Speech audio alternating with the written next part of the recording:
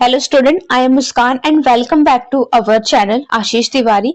तो आज की जो वीडियो है वो हमारे सब्जेक्ट है इमोशनल इंटेलिजेंस के स्टूडेंट्स के लिए मोस्ट इम्पोर्टेंट और एग्जाम फोकस वीडियो है ये।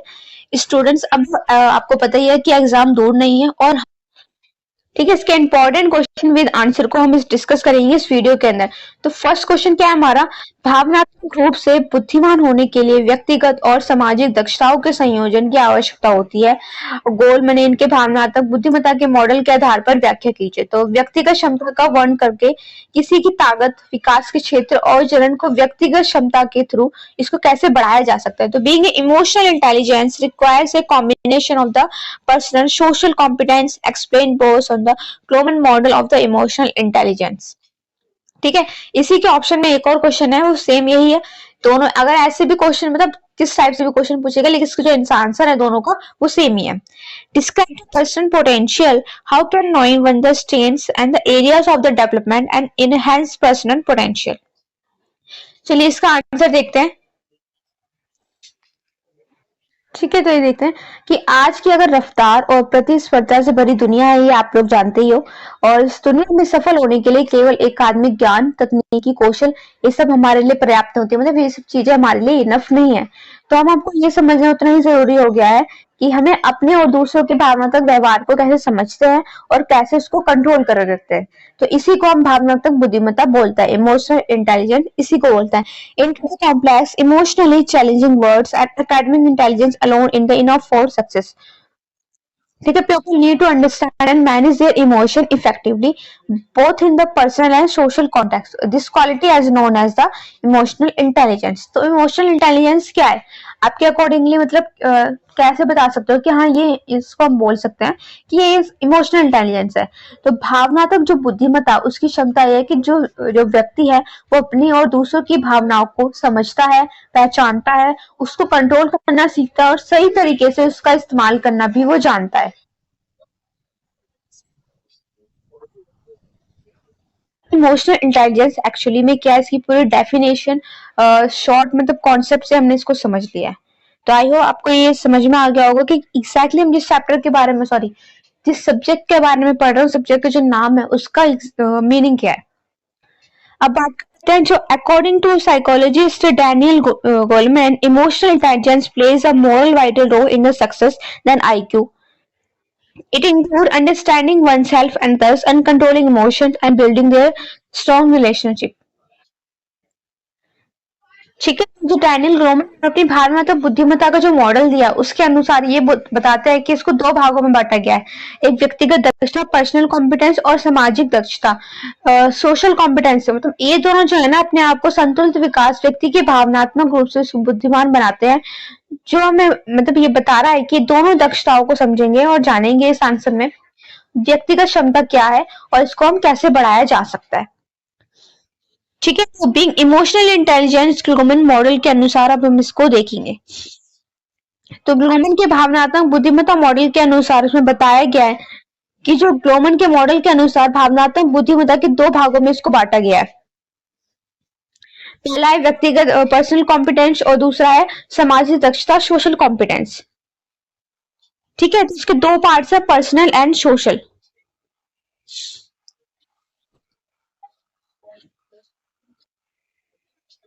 की वो क्षमता होती है जिसके अंदर आप अपनी भावनाओं को पहचानते हो और उनको समझते हो, उनका प्रबंधन भी करके रखते हो। ये आपका पर्सनल कॉम्पिटेंस हो गया।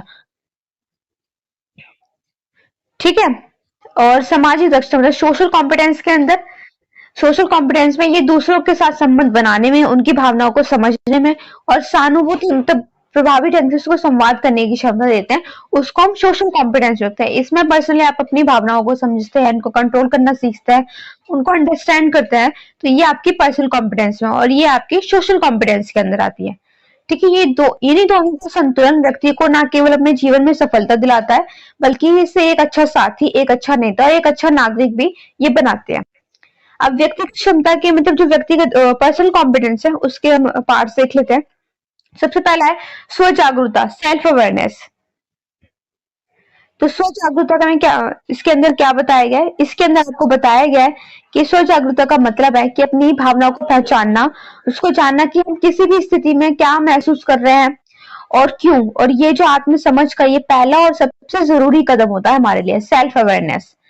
तो recognizing understanding our own emotion, अपने इमोशंस के बारे में हम समझते हैं कि हम ये क्यों फील कर रहे हैं, उसका क्या रीजन है। और सेल्फ मैनेजमेंट के अंदर, जिसके अंदर अपनी भावनाओं पर हम नियंत्रण करते हैं, लाइक गुस्सा, तनाव और डर जैसे जो नकारात्मक, जो नेगेटिव रोल्स होते हैं, नेगेटिव इमोशंस होते हैं, उनको हमें सही तरीके से कैसे संभालना चाहिए, इस बात का हम लोग ध्यान रखते हैं, अनुशासित करते हैं, शांत और उसका, और ये जो व्यक्ति को अनुशासित, एक डिसिप्लिन और साइलेंट व्यक्ति बनाता है। ठीक है, शांत, अनुशासित और शांत बनाता है। तो managing impulse, emotions and reaction, तो जो सेल्फ रेगुलेशन के अंदर हम अपने, हमारे जो रिएक्शंस होते हैं, एंगर्स का, ठीक है, जेलिसी का, तो ये सारे रिएक्शंस होते हैं, इन सबको हम कंट्रोल करना सीखते हैं, अपने ऊपर कंट्रोल रखते हैं, हमारे इमोशंस के ऊपर हम कंट्रोल रखते हैं। तो ये हमारा जो क्या है, सेल्फ रेगुलेशन या सेल्फ मैनेजमेंट भी कहलाता है।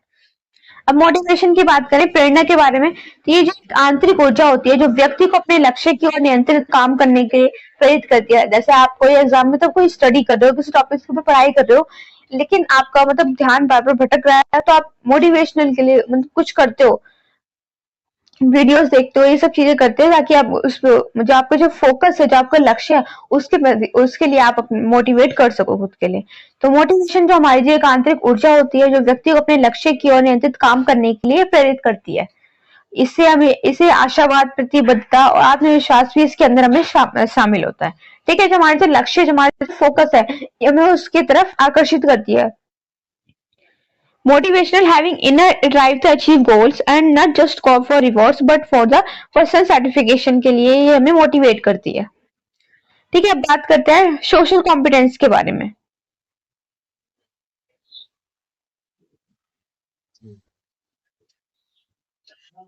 ओके, तो सोशल कॉम्पिटेंस की अगर हम बात करेंगे, तो सोशल कॉम्पिटेंस के अंदर दो टॉपिक्स को आपको बताया गया है, इम्पैथी और सोशल स्किल्स के। तो empathy, understanding the other from the others की जो फीलिंग्स, उनके पर्सपेक्टिव, उसको समझने में हमारी मदद करती है। इम्पैथी, सहानुभूति। और सोशल स्किल्स, मैनेजिंग, हमारे रिलेशनशिप को मैनेज करना बताती है, कम्युनिकेशन क्लियरली करती है, और resolving conflict and inspiring other करती है। ठीक है, तो a truly emotional intelligence person balance both the sets of the competence, तो personal competence and social competence दोनों को ये बैलेंस करके रखती है। तो leading to improve the communication and the better decision making and the strong leadership quality, ये communicate करती है व्यक्तियों के अंदर, मतलब पर्सन के अंदर, ये मैनेजिंग रिलेशनशिप, जो डिसीजन मेकिंग जो पर्सन होते हैं, उनको इम्प्रूव करके बनाती है। ठीक है, बात करते हैं personal potential and its development के बारे में। ठीक है, okay, personal potential to its development के बारे में बात करेंगे। किसी की ताकत और विकास के क्षेत्र को जानना, जो व्यक्तिगत क्षमता को वो कैसे बढ़ा सकता है। तो जब व्यक्ति अपनी ही ताकत और कमजोरियों को पहचान लेता है, अपनी जो व्यक्तिगत क्षमता है उसकी वो बढ़ने लगती है, तो इसको हम नॉर्मल वेज, मतलब इजी लैंग्वेज में हम इसको समझेंगे। तो पर्सनल पोटेंशियल का मतलब है, personal potential means the linear capability of the person has to grow and perform success in the various aspects of life like career, relationship, learning and creativity को वो समझ लेते हैं। ये हमारे पर्सनल पोटेंशियल्स के अंदर आते हैं। समझेंगे, knowing the strength and the areas of the development helps by self understanding, तो when the pupils identify their strength and they can use their more effectively, तो बेहतर निर्णय लेने में ये हमारी मदद करते हैं।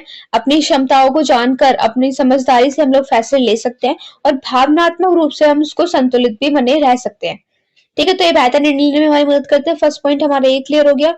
And improved focus, recognising weeks areas helping in their settings clear realistic improvement goals, तो कमजोरियों पर काम करने का हमें मौका मिलता है। अगर हम जानते हैं कि हम गुस्से को नहीं रोक पाते हैं, तो हम उस पर काबू पाने की कोशिश भी करते हैं, उसको ध्यान, योग या किसी विशेष की मदद से हम अपने जो एंगर है, जो गुस्सा है, उसको कंट्रोल करने की कोशिश करते हैं। तो कंट्रोलिंग में हमारी बहुत मदद करता है, मतलब कमजोरियों पर हमारे मतलब काम करने का एक हमें मौका भी देता है।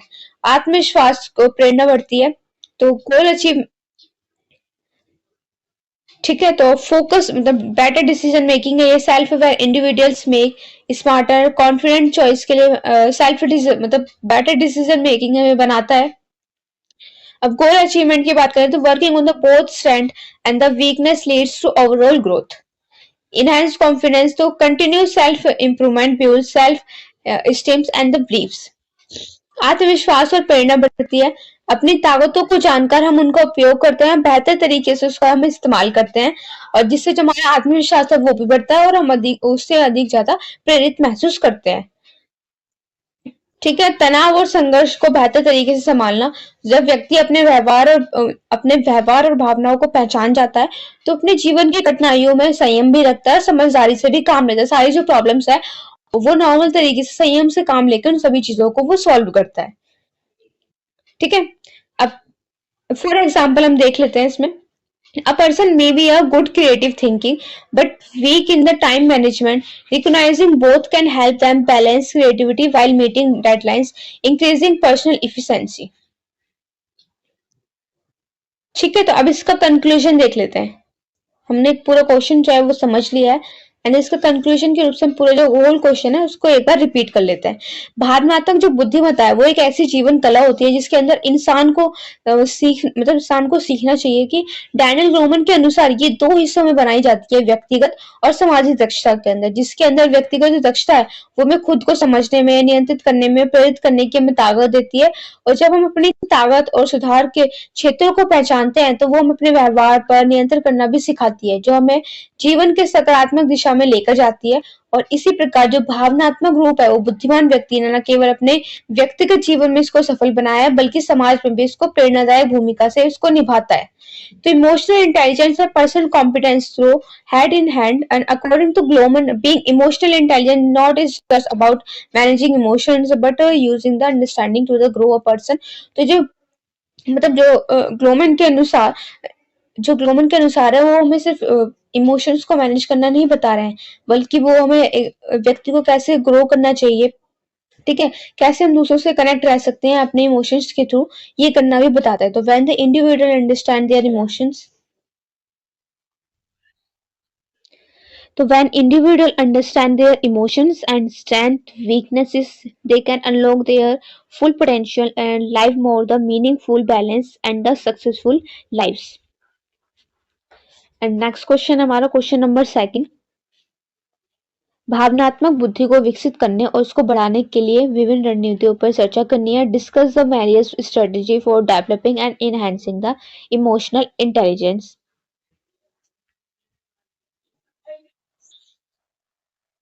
एंड इसके ऑप्शन में एक क्वेश्चन है, can emotional intelligence be developed and explain how any two AI skill, मतलब emotional intelligence skill can be developed. तो क्या भावनात्मक बुद्धिमत्ता है जो उसको विकसित किया जा सकता है और किन्हीं दो जो इमोशनल इंटेलिजेंस कौशल को हम कैसे विकसित कर सकते हैं, तो उसके बारे में हमें बताना है। भावनात्मक बुद्धिमत्ता, ठीक है, तो इसका आंसर सबसे पहले डिस्कस करते हैं। क्वेश्चन इन दोनों टाइप से भी पूछ सकता है लेकिन आपको जो आंसर है वो दोनों का सेम भी रहने वाला है, इसी टाइप से आपको आंसर करना है। आपको बताया कि जो भावनात्मक बुद्धिमत्ता इमोशनल इंटेलिजेंस है वो एक ऐसी योग्यता होती है जो ये तय करती है कि कोई भी व्यक्ति खुद को और दूसरे की भावनाओं को कितनी अच्छी तरह से समझ सकता है, उन्हें संभाल सकता है और उनके अनुसार वो कैसा व्यवहार करता है। ये जो योग्यता है आज के समय में ये पढ़ाई, नौकरी, रिश्ता और जीवन के हर पहलू पर सफलता पाने के लिए बहुत जरूरी बन गई है। इमोशनल इंटेलिजेंस ये सारे जो इमोशंस है ये डेवलप करती है हर व्यक्ति के अंदर, इनको कंट्रोल करना, इनको संभालना हर व्यक्ति को आता है। ठीक है, in today world emotional intelligence is an important as the academic knowledge and technical skills. This refers to the ability to understand वो मैनेज करना and use emotion effectively in daily life. And the good news is that emotional intelligence is not fixed and it can be developed, improved with conscious efforts and practice. People can learn, become to more self-aware, empathic, and better handling social relationships. Okay. ठीक है, तो ये एक आम गलतफहमी है कि जो भावनात्मक बुद्धिमत्ता है वो केवल जन्मजात होती है, लेकिन सच्चाई ये है कि जो इमोशनल इंटेलिजेंस है वो एक सीखी और विकसित की जा सकने वाली एक क्षमता होती है जिसके अंदर आपको सही अभ्यास, आत्मचिंतन, नियंत्रण, इन सभी के प्रयास की आवश्यकताएं होती हैं। और इसी आंसर में हम इस भावनात्मक बुद्धिमत्ता के विकसित करने की रणनीतियों को समझेंगे। ठीक है, और कौशलों को कैसे विकसित किया जाता है इसके बारे में भी हम समझेंगे। तो अब बात करते हैं, can emotional intelligence be develop, इसके बारे में हम समझेंगे। तो क्या भावनात्मक जो बुद्धिमत्ता है उसको वो विकसित की जा सकती है? तो हाँ, भावनात्मक जो बुद्धिमत्ता है उसको पूरी तरह से हम विकसित किया जा सकता है। ये कोई स्थायी गुण नहीं है, बल्कि एक ऐसा कौशल है जिसके अंदर आपको सने सने में समय, अनुभव, सही दिशा से इसको सीखा जा सकता है, और जिसे हम अब अपने अंदर झाँकने की आदत डालते हैं और दूसरों के नज़रिए को भी समझते हैं, और वैसे-वैसे ही हमारी जो भावनात्मक समझ है, व्यवहार है, उसके अंदर भी सुधार आता है। यस। ओके, तो यहाँ पे कुछ लोगों के अंदर स्वाभाविक रूप से ये अधिक विकसित हो सकती है, लेकिन जो बाकी लोग हैं उसमें निरंतर अभ्यास और जागरूकता से ही इसको हम सीख सकते हैं और इसे मजबूत बना सकते हैं। So can emotional intelligence be developed?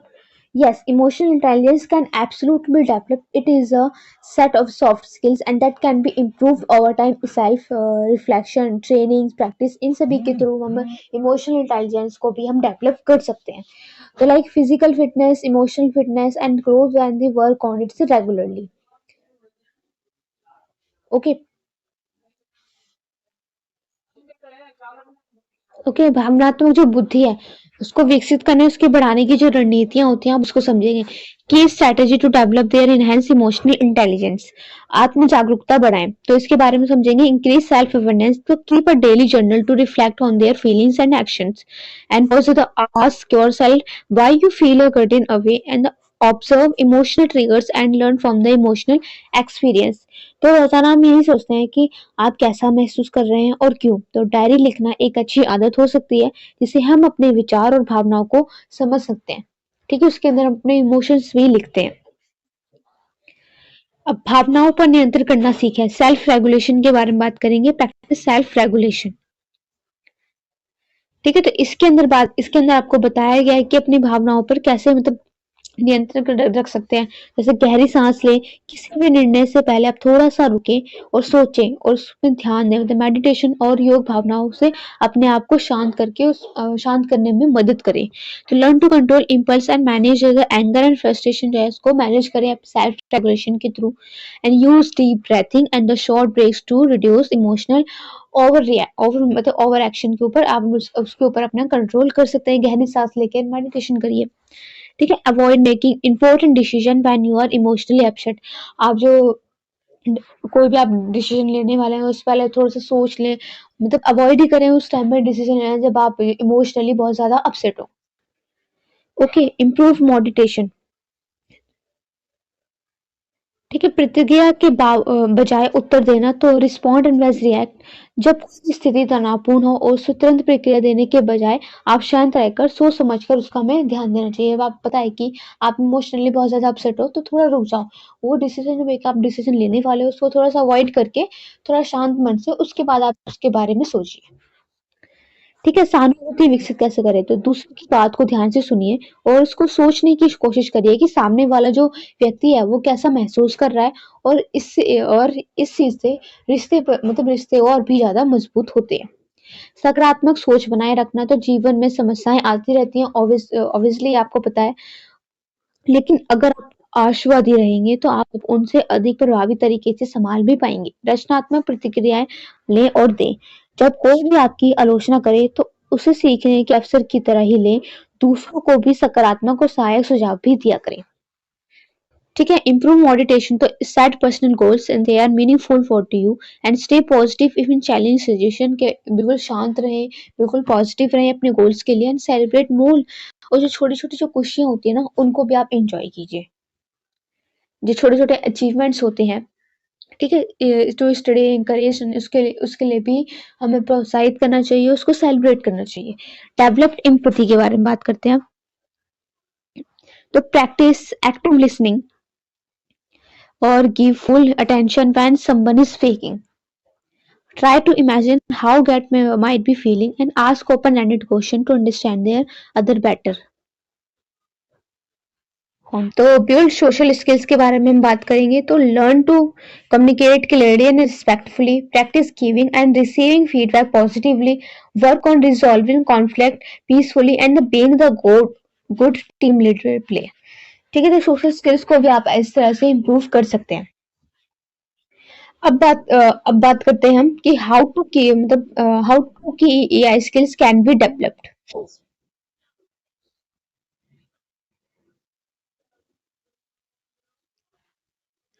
ठीक है, तो जब कोई आपको कुछ बता रहा है तो उसको बीच में बिल्कुल मत टोकना, उसकी पूरी बात सुन लो पहले। उसके उसके शब्दों से ज़्यादा उसके चेहरे और उसकी भावनाओं को समझने की कोशिश करिए, और ये विचार कीजिए, ये कल्पना कीजिए कि आप उसकी जगह होते तो आप कैसा महसूस करते।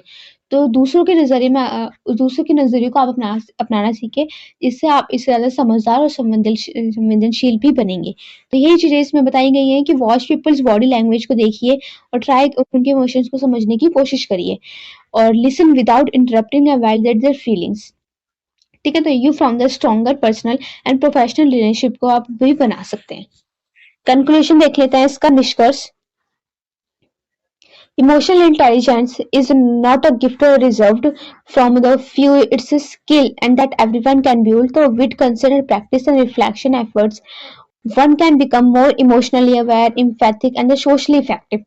तो जो इमोशनल इंटेलिजेंस है वो कोई गिफ्ट रिजर्व नहीं होती है, एक स्किल्स होती है जो हर इंसान अपने लिए बनाता है, with constant practice, reflection and efforts के थ्रू। ठीक है, developing emotional intelligence not only enhance personal growth but also improve their teamwork, leadership and decision making. In short, building emotional intelligence is a lifelong investment in both personal and professional success के लिए, दोनों के लिए ही जरूरी होती है। तो भावनात्मक बुद्धिमत्ता है ना, वो केवल स्वाभाविक योग्यता नहीं है बल्कि सीखने और विकसित करने का एक कौशल, मतलब करने के लिए योग्य कौशल है। इसको बढ़ाने के लिए आत्मचिंतन, सहानुभूति, भावनाओं का प्रबंधन, सकारात्मक व्यवहार रूप से इसकी जरूरत होती है। तो ग्लोमन के द्वारा बताए गए इमोशनल इंटेलिजेंस कौशल कैसे स्व जागरूकता और सहानुभूति, इन दोनों से अभ्यास करके जागरूकता को मजबूत बनाया जा सकता है।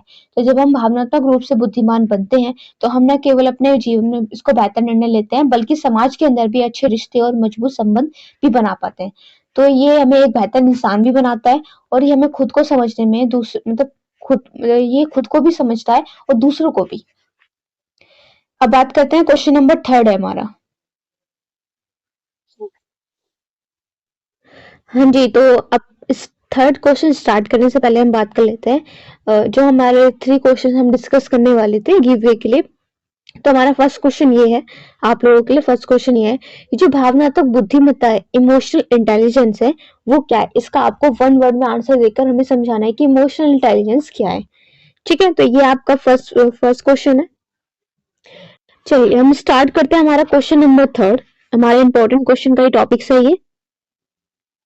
क्वेश्चन 3 के बारे में बताया गया कि जो भावनात्मक बुद्धिमत्ता है उसको सबसे पहले आपको परिभाषित करना है और भावनात्मक बुद्धिमत्ता के किन्हीं 2 मॉडलों को आपको इसके क्वेश्चंस के अंदर बताना है। तो define emotional intelligence, describe any 2 models of the emotional intelligence. तो आज के टाइम में सिर्फ अकादमिक ज्ञान या तकनीकी कौशल सफलता की गारंटी नहीं होती है, बल्कि एक व्यक्ति को भावनात्मक रूप से समझदार होना चाहिए ताकि वो अपने और दूसरों के साथ बेहतर तरीके से व्यवहार कर सके, और यही क्षमता जो है ये भावनात्मक बुद्धिमत्ता कहलाती है। तो ये एक ऐसी योग्यता होती है जो ये तय करती है कि कोई भी व्यक्ति अपनी भावनाओं को कितनी अच्छी तरह से समझता है और उनको कैसे नियंत्रित करता है और दूसरों की भावनाओं के प्रति भी कितना संवेदनशील है। In daily life, define emotional intelligence. So in daily life, we experience a range of the emotion, happiness, anger, fear, sadness, etc. But the ability to recognize, understand, control, and use their emotion in positive way, it is called emotional intelligence. ठीक है, तो basically emotional intelligence का क्या है कि emotions के बारे में समझना, दूसरों की भावनाओं का भी ख्याल रखना। ठीक है, आपकी जो हैप्पीनेस है, एंगर है, फियर है, सैडनेस है, ये सब सारे जो इमोशंस है इनको समझना, इनको कंट्रोल करना, ये सारी चीजें आपको आनी चाहिए। अपनी भावनाओं को अपनी भावनाओं को के ऊपर कंट्रोल रखना, यही आपकी इमोशनल इंटेलिजेंस कहलाती है। और ये किस चीज में हेल्प करती है? आपके स्ट्रेस को मैनेज करती है, कम्युनिकेट बेटर करती है, शो एम्पैथी करती है, और come challenge, resolve conflict. Emotional intelligence is important in both personal and workplace setting के अंदर, दोनों के अंदर ये हमारे काम आती है। तो भावनात्मक बुद्धिमत्ता ये ना केवल हमारे व्यक्तिगत जीवन को प्रभावित करती है बल्कि हमारे कार्यस्थल, समाज, रिश्तों में भी हमारे व्यवहार को बेहतर बनाती है। दुनिया भर के कई मनोवैज्ञानिक और शोधकर्ताओं ने इसके अलग अलग मॉडल बनाए हैं, जिसको हमने 2 सबसे बड़े प्रसिद्ध मॉडलों के थ्रू इसको बताया है।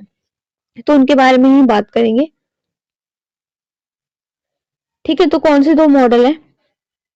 उनका नाम है सोल्वे और मेयर का मॉडल एंड डैनियल ग्लोमन का मॉडल। डैनियल ग्लोमन के मॉडल के बारे में हमने फर्स्ट क्वेश्चन के अंदर ही थोड़ा सा समझा था, बेसिक डिटेल्स में हमने इसको समझ लिया था कि उन्होंने क्या बताया।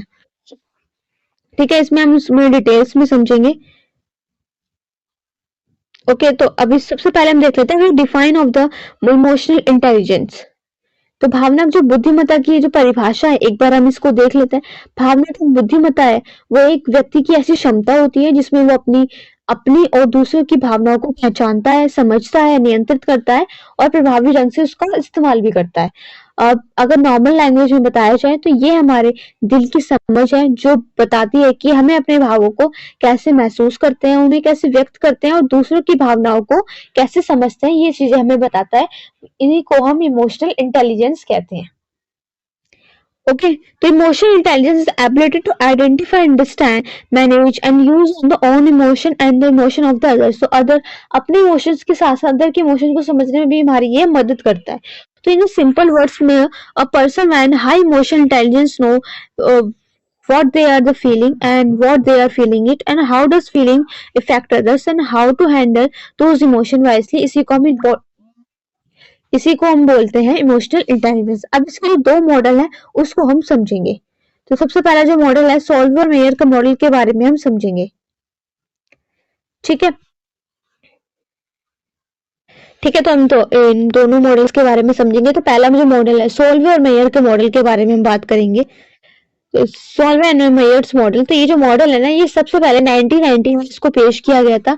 इसके अंदर बुद्धिमत्ता बुद्धिमत्ता और वैज्ञानिक इसको आधार माना जाता है, जिसके अनुसार भावनात्मक जो बुद्धिमत्ता है उसके चार मुख्य क्षमताओं पर ये आधारित है। ठीक है, तो इसके अंदर हम बात करेंगे, इन चार टॉपिक्स को हम इसके अंदर ये कवर करेंगे। इन चारों के बारे में ही इस मॉडल के अंदर बताया गया है।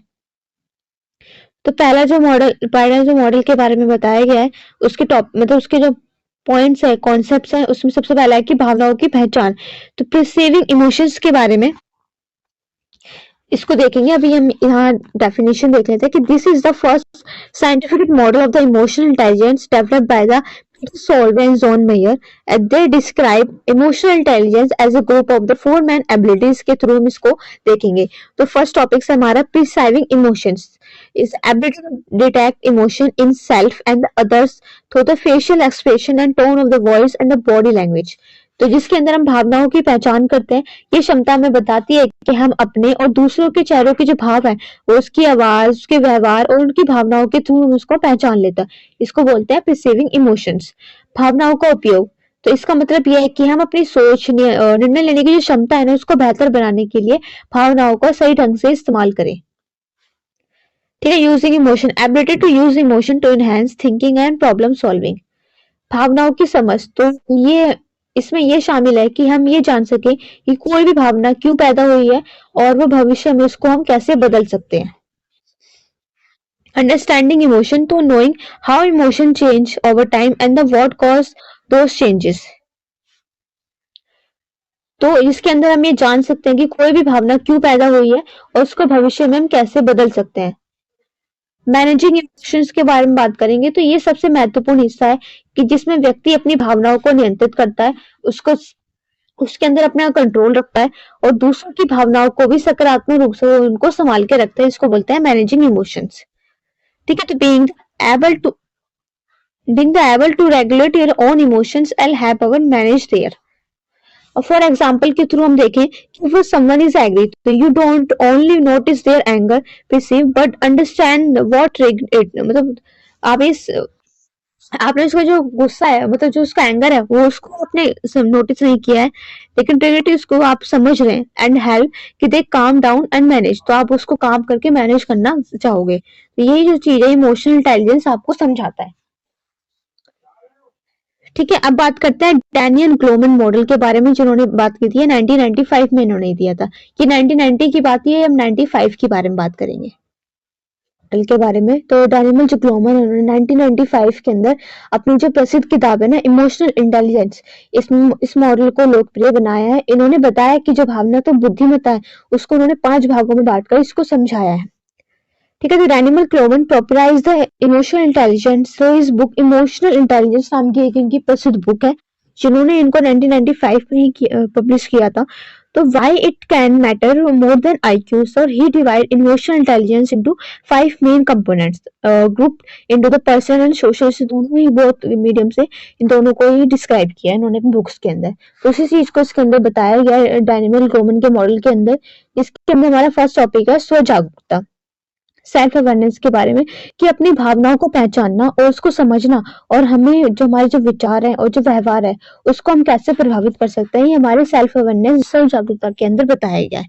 तो recognising own emotions and there effects, स्व प्रबंधन के अंदर, सेल्फ मैनेजमेंट के अंदर अपनी भावनाओं पर नियंत्रण रखना और तनाव, क्रोध जैसे भावों को सही तरीके से इसको निपटाना ही सेल्फ मैनेजमेंट कहलाता है। सेल्फ रेगुलेशन सेम ऐसी, controlling emotional reaction and impulse को कंट्रोल करना ही सेल्फ रेगुलेशन। ओके, सहानुभूति, तो दूसरे की भावनाओं को समझना और उनके दृष्टिकोण से सोचने की क्षमता, ये सहानुभूति ही कहलाती है।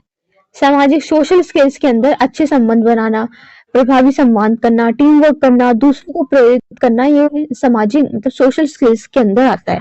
तो motivation, being driven to achieve goals and not just external rewards के लिए, बट खुद के लिए आप अपने जो गोल्स है उनको अचीव करना चाहते हैं। सोशल कॉम्पिटेंस के अंदर हाउ वी मैनेज रिलेशनशिप, तो empathy, understand other feelings and the view points को समझना, यही इम्पैथी कहलाती है। सोशल स्किल्स के अंदर build strong relationship, resolving conflict and communicating effectively, इन सबको चेंज करना सोशल स्किल्स कहलाती है। ठीक है, अब इस फॉर एग्जाम्पल के थ्रू हम देख लेते हैं कि a good leader motivate their team and stay calm under pressure and show care for employees emotion and all part of the higher emotional intelligence के थ्रू इनको इन सब चीजों के बारे में मोटिवेट करता है अपनी पूरी टीम को उनके वर्क के लिए। ठीक है, ताकि अब वो अपने गोल पे भी फोकस कर सके और उन्हें बेटर रिलीफ मिले। कि अब जब आपको कोई अपने वर्क के लिए मोटिवेट करता है, उसके बारे में बताता है, तो आपको ऐसा लगता है कि हाँ आपको ये काम करना चाहिए। आप कोशिश करोगे कि आप इससे और भी ज्यादा अच्छा कर सको, ताकि आप जो टीम लीडर्स हैं उनको भी आपको अच्छा लगे कि आप उनकी टीम में वर्क करते हैं और इतना अच्छा काम करते हैं। ठीक है, तो अगर ऐसा कोई भी स्टडी कर रहे हैं, किसी भी कॉन्सेप्ट को समझ में आया, तो उसके प्रति आप कोशिश करते हैं कि आप कुछ मोटिवेट हो सके, ताकि जो आपका जो गोल है उसको आप अचीव कर सके। निष्कर्ष ये है कि कंक्लूजन के थ्रू हम बता रहे हैं अब इसमें,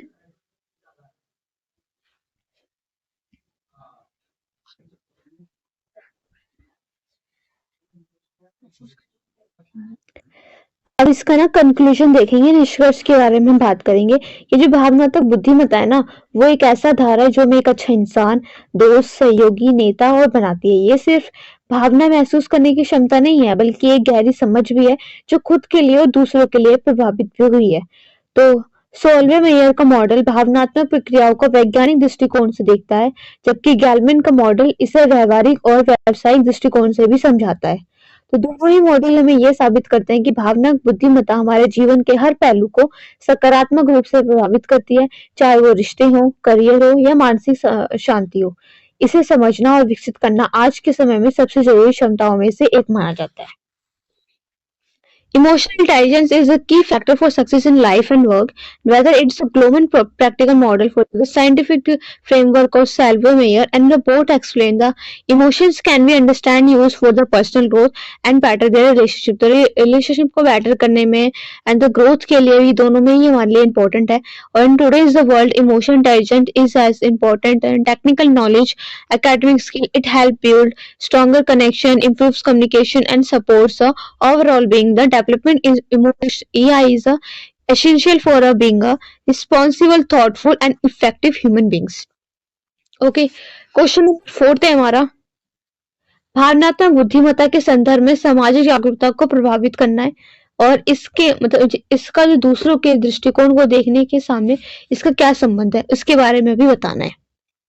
Define the social awareness in the context of the emotional intelligence and how does it relate to taking into account the perspective of the others. तो अब इसको देखेंगे।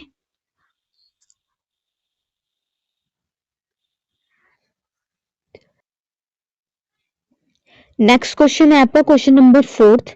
इसमें बताना है कि define social awareness in the context of emotional intelligence and how does it relate to taking into the account and perspectives of the others. तो भावनात्मक बुद्धिमत्ता के संदर्भ में हमें सामाजिक जागरूकता को परिभाषित करना है और इसके दूसरों के दृष्टिकोण को समग्र मतलब उसके संबंध के बारे में बताना है।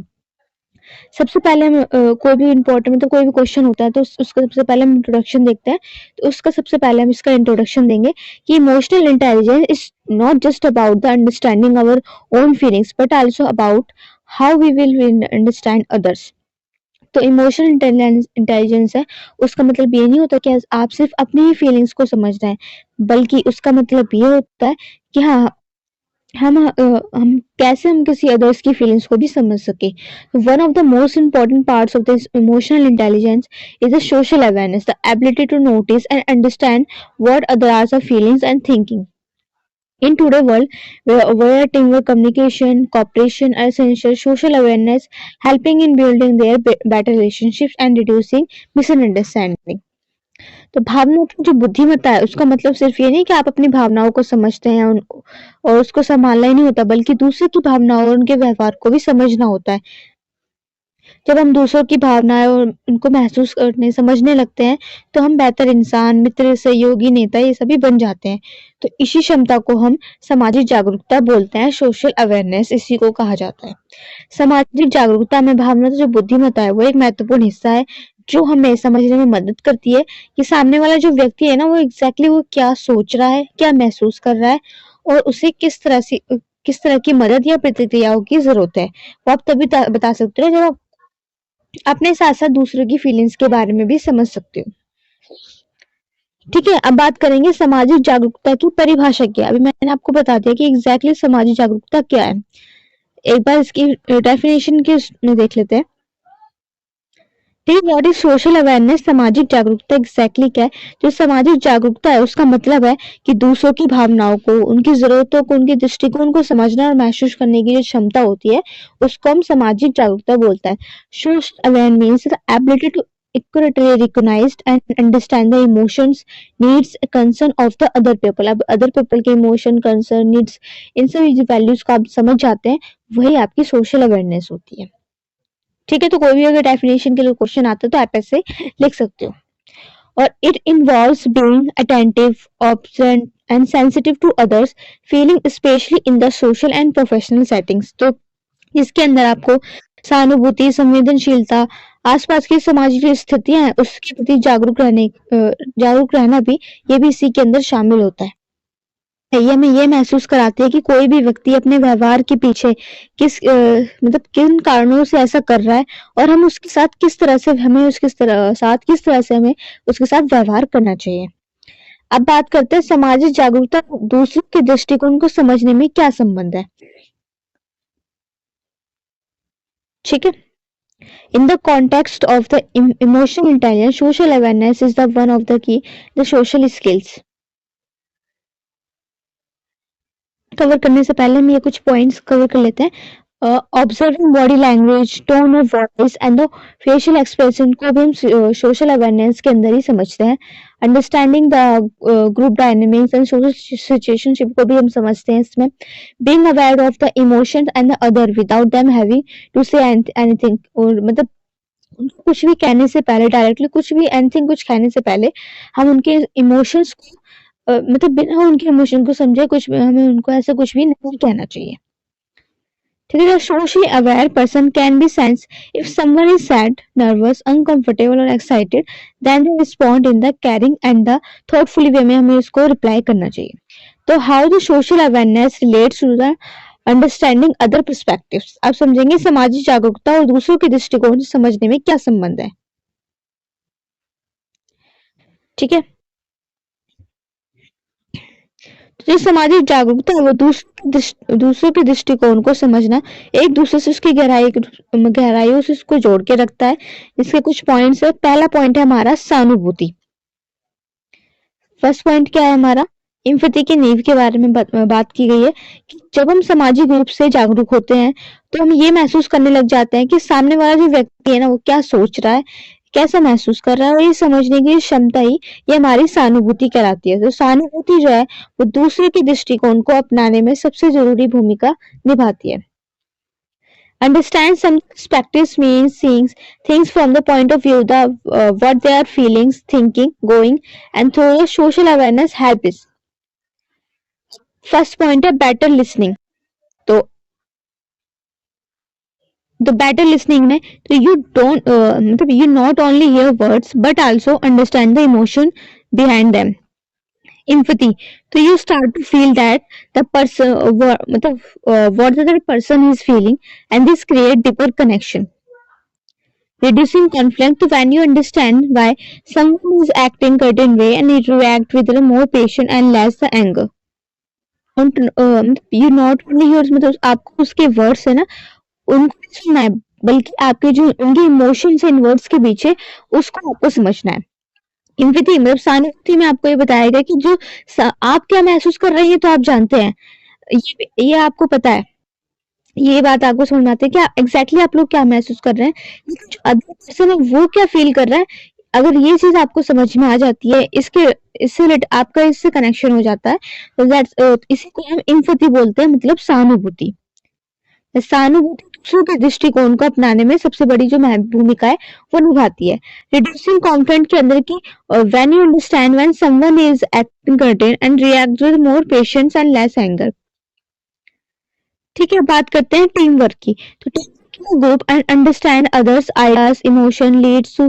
तो टीम वर्क के अंदर जितने सारे जो मेंबर्स होते हैं उन सभी के आइडियाज, उनके कॉन्सेप्ट, उन सब मतलब सारे टीम वर्क के सजेशन देखकर ही हम कोई एक नया डिसीजन लेते हैं कि जो पूरी जो टीम है वो उस डिसीजन मेकिंग पर भी वो काम करती है. कल्चरल सेंसिटिविटी के अंदर social awareness make us respect different value believes and backgrounds. Example, if classmate is quiet and during a group project, a socially aware student might and notice they are uncomfortable speaking up and gently encourage them to share their idea. तो class मतलब एक class के अंदर किसी group project के ऊपर अपने अपने आइडियाज देने हैं हर स्टूडेंट को, तो वो देखते हैं कि जो स्टूडेंट्स हैं वो बहुत ही अनकंफर्टेबल है बोलने में, तो इंकरेज करते हैं कि वो अपने आइडियाज सबके सामने रखे. ठीक है, तो अच्छे रिश्ते बनाने में मदद. तो जब हम किसी के नजरिए को समझ लेते हैं और उनके साथ बातचीत करते हैं, अपने व्यवहार में सहजता लाते हैं, जिससे जो गलतफहमियां हैं वो कम हो जाती हैं और रिश्ते भी मजबूत होने लग जाते हैं. ठीक है, विविधता स्वीकार करना सामाजिक जागरूकता हमें ये समझने में मदद करती है कि हर व्यक्ति की जो सोच है, भावना है, अनुभव है वो अलग अलग होता है, जिसके अंदर हम दूसरे के विचार को सम्मान करना सीख जाते हैं. टीम वर्क के अंदर कार्यस्थल या समूह में सामाजिक रूप से जागरूक व्यक्ति बेहतर टीम सदस्य साबित होता है, क्योंकि वह सभी की भावनाओं को, जरूरतों को समझकर ही काम करता है. कि टीम वर्क के अंदर सभी जो सारी जो टीम है वो मिलकर एक काम करती है. मतलब सही और समय पर प्रतिक्रिया देना. जब हम दूसरों की स्थिति और नजरिए को समझते हैं तो हम बिना आपकी सोच समझकर प्रतिक्रियाएं दे पाते हैं. ठीक है, अब बात करते हैं कि मान लीजिए जैसे आपकी एक सहकर्मी अचानक चुपचाप और उदास है, जैसे मैंने भी यहाँ टॉपिक क्लियर किया. अगर सामाजिक रूप से जागरूक हैं तो आप सिर्फ उनके शब्दों पर ध्यान नहीं देंगे, बल्कि उनके हाव चेहरे के भाव को, मौन को भी समझने की कोशिश करेंगे. वो किसी भी परेशानी में हो, ऐसे में आप उनके पास जाकर उनकी चिंता पूछ सकते हैं, उनको सहयोग देने की पेशकश कर सकते हैं. ये भावनात्मक बुद्धिमत्ता का ही व्यवहारिक उदाहरण के रूप में ही है. ठीक है, इसका निष्कर्ष देख लेते हैं हम. आई होप आपको ये सोशल अवेयरनेस का टॉपिक्स है, जो कॉन्सेप्ट है वो क्लियर हो गया होगा. एग्जाम में अगर इससे रिलेटेड से कुछ क्वेश्चन आता है तो आप लोग इसे आसानी से कर सकते हो. ठीक, in the emotional intelligence, social awareness is the bridge that the connect to the other emotionally. It is likely to be empathy, effective communication, meaningful relationship. By the developing social awareness, we become the better listeners, kinder friends, and more respectful teammates. So it helps look as beyond or our viewpoint and truly understand the others. A quality that is much needed in the personal life, schools, workplace, society.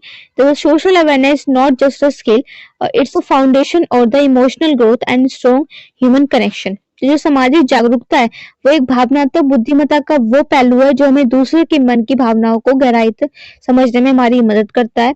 और ये केवल बाहर दिखने वाले व्यवहार को देखने की बजाय उसके पीछे छिपे भाव को भी समझने की शक्ति देता है हमें. दूसरे के दृष्टिकोण को समझने तभी संभव हो सकता है जब हम संवेदनशील, खुले विचार वाले और भावनात्मक रूप से समझदार हो। सामाजिक जागरूकता हमें न केवल अच्छा श्रोता मतलब जो सुनने वाला होता है वो बनाती है, तो सहानुभूति रखने वाला इंसान भी वो हमें बनाती है, बल्कि ये जो हमारे रिश्ते हैं, करियर है, सामाजिक जीवन है, इन सभी में हमारी सफलताओं की सारे की पॉइंट्स हैं। इसलिए एक भावनात्मक रूप से बुद्धिमान जो व्यक्ति बनने के लिए सामाजिक जागरूकता को विकसित करके ये सब करना वो बेहद ही जरूरी है हमारे लिए। ठीक है, नेक्स्ट क्वेश्चन हमारा क्वेश्चन नंबर 5।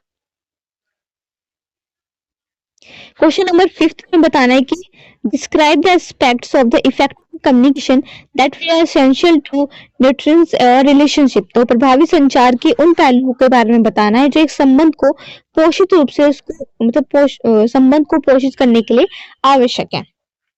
तो सबसे पहले हम इसका इंट्रोडक्शन देखेंगे कि communication is the foundation of the every human relationship whenever it's with his family, with his friends, classmates, teachers, or co-workers. Without clear, respectful communication, even the stronger relationship can face misunderstanding or distance.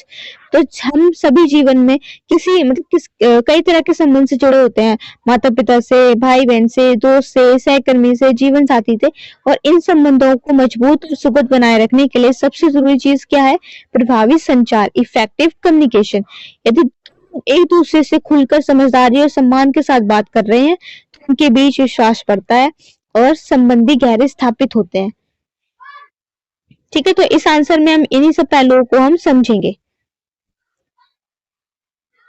Effective communication means that expressing oneself clearly, listening actively, and understand the other person's feelings and views. So it helps to build trust, reduce conflicts, and create a emotional closeness.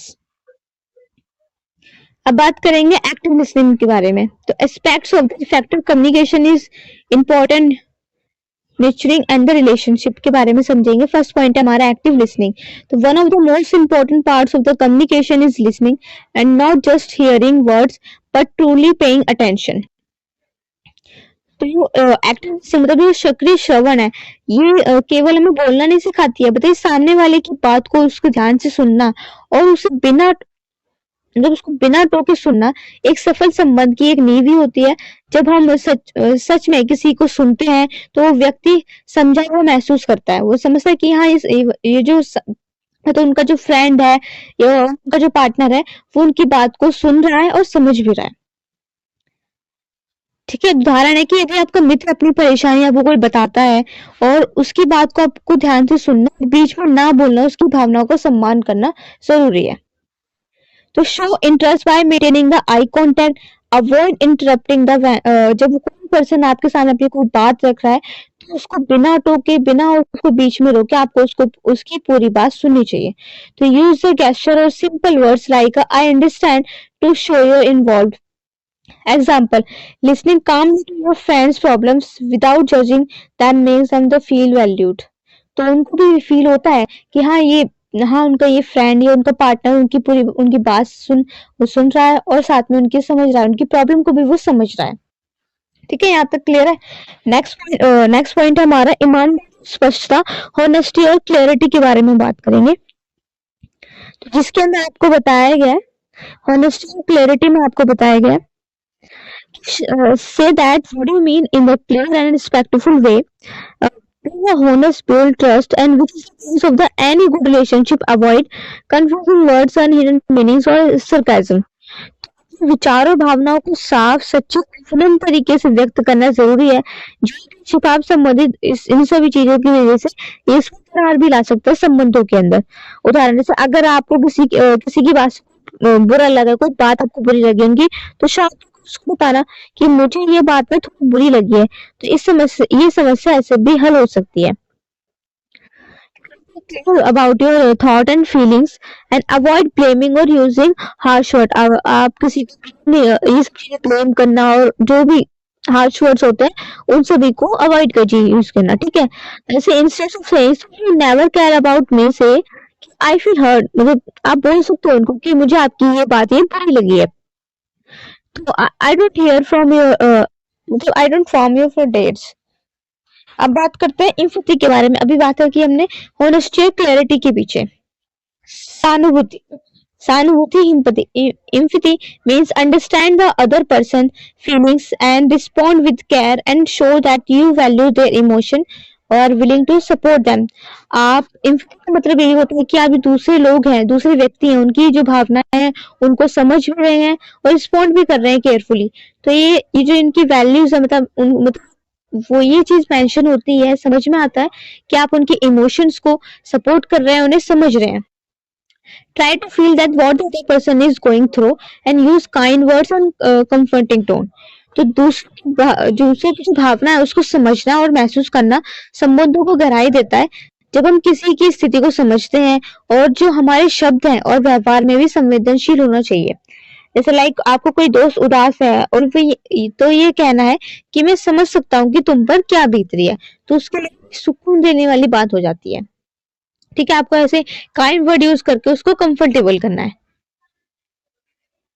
Okay, अब next point है हमारा non verbal communication, गैर मौखिक संचार के बारे में। अब बॉडी लैंग्वेज एंड टोन के बारे में। हाँ जी, तो बॉडी लैंग्वेज एंड टोन के बारे में बताया गया है इसके अंदर, जिसमें नॉन वर्बल जो सिग्नल्स होते हैं like facial expression, gestures and tones of the voice effect when your message received. ठीक है, तो smile, note, face, person while speaking, तो आप इस तरह के रिएक्शंस हैं, जो इमोशंस है, आप उसको तो बता सकते हैं कि हाँ, आप उसके जो इमोशंस आप उनको समझ रहे हैं। और keep calm and friendly even during the disagreement. ठीक है, the gentleman tone when open postures and can make a conversation peacefully even the tough moments. तो हाव भाव, आंखों का संपर्क और चेहरे के भाव को और शरीर की भाषा भी हमारे संचार का ही एक साधन है और ये अक्सर शब्दों से ज्यादा और असर डालता है। मतलब मुस्कुराकर बात करना, सिर हिलाकर सहमति देना, ये दिखाता है कि सामने वाला जो व्यक्ति है वो आपकी बात में इंटरेस्टेड है, वो आपकी बातों में रुचि ले रहा है, वो समझ रहा है कि आप क्या कह रहे हो। रिस्पेक्ट एंड पेशेंस, सम्मान और धैर्य के बारे में। पेशेंस एंड अवर माइंडनेस के बारे में बात करेंगे अब। इसके अंदर है कि sometimes people need time to express themselves, give them the space and don't rush to reply. We often have different views and don't always try to prove that yourself right. इसके अंदर बताया है कि एक अच्छे संबंध में मतभेद हो सकते हैं, लेकिन यदि हम एक दूसरे की बातों का सम्मान करें, धैर्य से सुने और समस्याएं आसानी से सुलझाई जा सकती हैं। फॉर एग्जाम्पल देख लेते हैं कि in disagreement with siblings, listening to their side calmly helps in the finding a middle ground.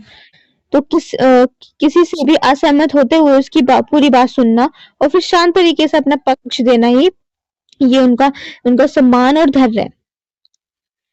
ठीक है, अपने सिबलिंग से किसी बात से मतलब डिसएग्रीमेंट करते हैं, लेकिन फिर भी आप उनकी पूरी बात सुनिए, शांति से सारे जो मैटर्स हैं उनको भी आप रिजॉल्व कर सकते हैं रिस्पेक्ट और पेशेंस के थ्रू।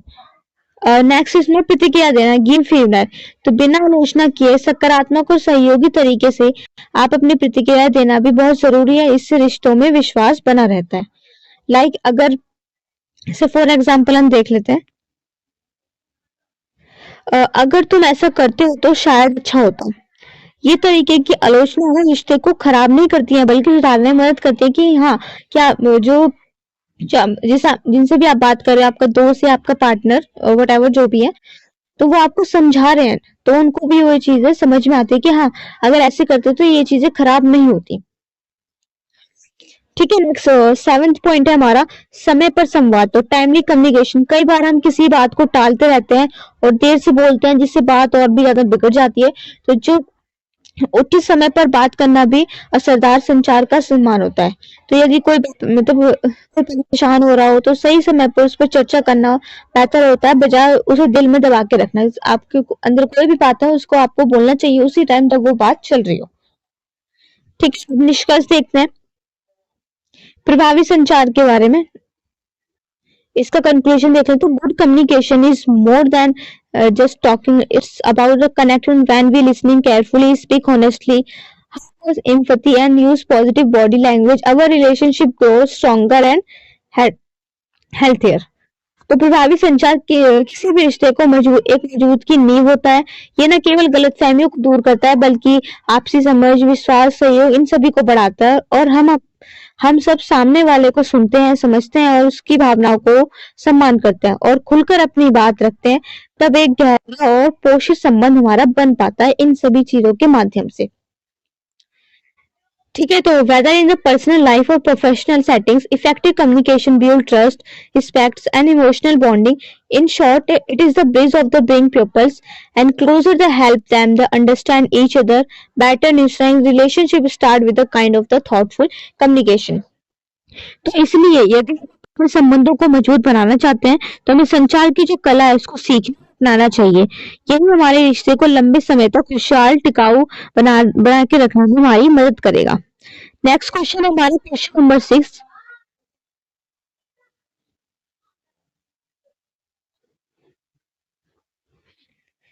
हाँ, तो क्वेश्चन नंबर 6 है हमारा कि explain any two techniques of the self management with example and count on the variety of the self regulation strategy to manage their anxiety and depression. तो स्व प्रबंधन की किन्हीं दो तकनीकों को उदाहरण से समझाना है और चिंता और संवाद को प्रबंधित करने के लिए विभिन्न तो स्व नियमित रणनीतियों पर गणना करनी है, इसके बारे में अकाउंटेबल करके बताना है। तो सबसे पहले हम इसका इंट्रोडक्शन देख लेंगे, इसका परिचय। ठीक है, तो इंट्रोडक्शन ये है कि life everyone face stress, anxiety, sadness, emotions up down and but how we deal with their feelings make a big difference. तो जीवन में हम कई बार ऐसी परिस्थितियों का सामना करना पड़ता है जहां हम अपने क्रोध, निराश, अन्य जो भावनाएं उन सभी को कंट्रोल करना मतलब कंट्रोल करने की हमें बहुत ज्यादा आवश्यकता होती है। कि जब कोई व्यक्ति अपनी भावना, अपने व्यवहारों को समझदारी से नियंत्रित कर देता है तो उसे बोलते हैं स्व प्रबंधन, मतलब सेल्फ मैनेजमेंट। ठीक है, but how we deal with this feelings making a big difference. हमारे लिए बड़ी समस्या सामने आती है कि हाँ, आप अपने इमोशंस के साथ हम किस तरह से डील कर सके। तो the ability to control emotions, thoughts and the behaviour it is called. जब आप अपने इमोशंस को, अपने भावनाओं को नियंत्रित करते हैं, अपने थॉट्स पे कंट्रोल करते हैं, अपने बिहेवियर्स पे कंट्रोल करते हैं, तो उसी को बोलते हैं सेल्फ मैनेजमेंट और सेल्फ रेगुलेशन। ठीक है, तो it is an important part of the emotional intelligence. People who manage themselves well are more focused, calm, confident in handling difficult in situation.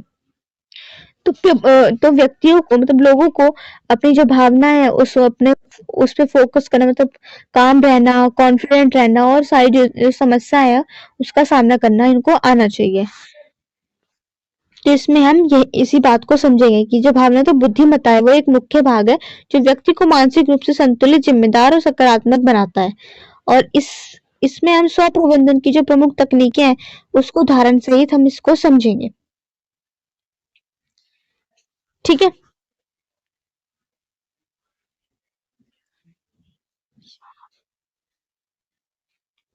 हाँ, तो इसमें हम बताएंगे आपको effective techniques of the self management with example. तो स्व प्रबंधन की तकनीकों के बारे में पढ़ेंगे एग्जांपल के साथ। फर्स्ट है हमारा डीप ब्रीथिंग एंड रिलैक्सेशन, गहरी सांस लेने की तकनीक। तो one of the simplest and the most effective way to manage their anxiety and stress is, तो अपनी जो एंजाइटी एंड स्ट्रेस है उसको कंट्रोल करने का, मतलब उसको मैनेज करने का सबसे बेस्ट तरीका ये है डीप ब्रीथिंग, गहरी सांस लेकर। तो व्हेन वी आर एंशियस और worried, our breathing becomes fast and slow and deep breathing help calm and mind. जो ब्रीथिंग की हेल्प से हम काम करते हैं, अपने माइंड को, अपनी बॉडी को, अपने मन और शरीर दोनों को ही शांत कर लेते हैं। तो ये तकनीक व्यक्ति को मानसिक रूप से शांत और तनाव मुक्त बनाने में मदद करती है। बेसिकली हो जाता है कि जब हम गुस्से में होते हैं या फिर तनाव में होते हैं, मतलब गुस्से में होते हैं, किसी प्रॉब्लम में होता है, हमारे में माइंड में कुछ ना कुछ चल रहा होता है, तब हम हमारी जो सांसें हैं वो तेज होने लग जाती हैं, सोचने की क्षमता वो बिल्कुल ही कम हो जाती है।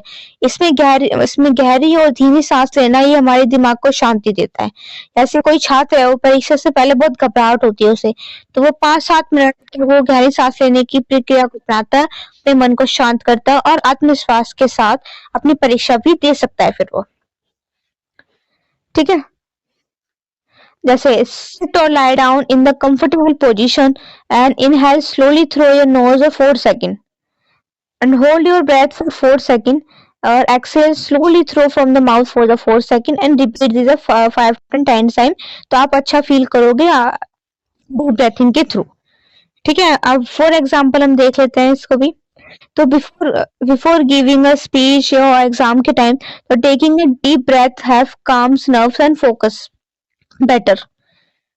अब सेकंड पॉइंट है हमारा positive and self talk affirmation. तो self talk is a way we can speak our self in our mind and during anxiety और sadness. Negative self talk like I can not do this and I am a failure can make this thing worse. तो changing that the positive self talk help build the confidence and hope. तो सकारात्मक आत्मवर्ता के अंदर जो स्व प्रबंधन है वो एक असरदार तरीका है खुद से सकारात्मक बातें करना। जब हम खुद को नकारात्मक बातें कहते हैं तो हमारी जो आत्म छवि है, जो आत्मबल है, ये सारी दोनों ही चीजें कमजोर हो जाती हैं।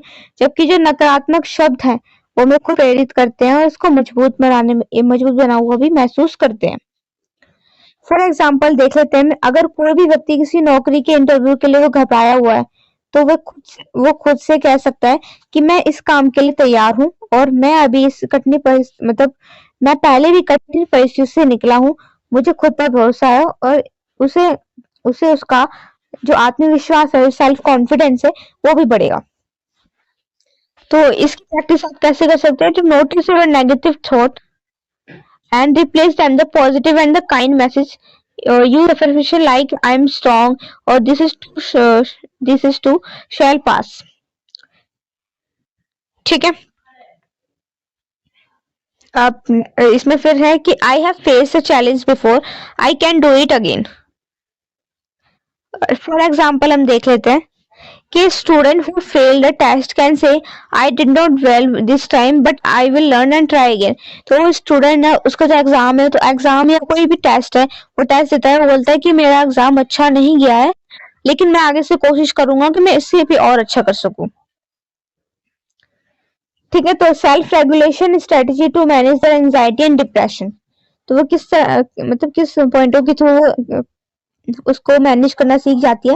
तो here are the few word of self regulation strategy that we can be helpful. Journalist के माध्यम से writing down your thought and feeling to their understand there better. तो नियमित दिनचर्या के थ्रू, तो एक संयोजित दिनचर्या मन को स्थिर बना देती है और जीवन शैली से अव्यवस्था और तनाव जो है उससे बढ़ सकता है। अगर हर दिन हमें तय समय पर उठना, भोजन करना, सोना, विश्राम करना, मानसिक से संतुलन बनाए रखने में हमारी मदद करे। जब अपनी दिनचर्या है, हमारी डेली रूटीन है, उसको हम सेट कर लेते हैं। ठीक है, तो writing down your thoughts feelings to understand there better. Exercise, तो regular physical activity release their feel good hormones and reduce stress. तो आप आपकी जो एक्सरसाइज के थ्रू भी आप अपने स्ट्रेस और इन सब चीजों को आप इसको ठीक कर सकते हो। तो आपको अपने से स्ट्रेस भी कम होता है एक्सरसाइज करने से। तो mindfulness, paying attention to the present moment without judgement. Taking to someone, sharing the trust friend or counselor can provide emotional support. Though setting goals, making small, achievable goals to stay focused and feel accomplished. Healthy routine, eating well, sleeping enough, the keeping in the regular schedule, and support emotional health.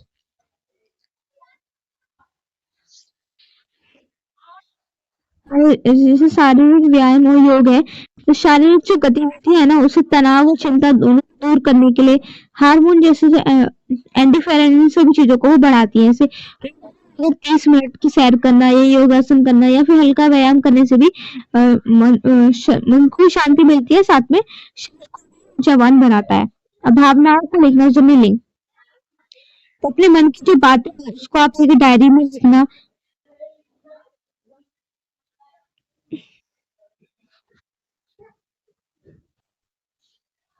ठीक है, तो अपने मन की बातों को diary में लिखना और आत्म अभिव्यक्ति को अच्छा तरीका है जिससे मन की जो उलझन होती है और आपको खुद को समझने के लिए भी बहुत आसान हो जाता है। जैसे रोज शाम को के अनुभव, अपनी भावनाएं लिखने की आदत से आत्मसम्मान की जागरूकता है वो बढ़ जाती है। जैसे सोशल कनेक्शन बनाए रखना, तो अकेलापन चिंता और स्वाद को बढ़ा सकता है, इसलिए भरोसेमंद लोगों से बातचीत कीजिए और मानसिक जो बोझ है उसको हल्का भी कर सकता है। जैसे किसी दोस्त या परिवार के सदस्य से अपनी परेशानियों को बांटना, इससे आपको भी अच्छा फील होता है।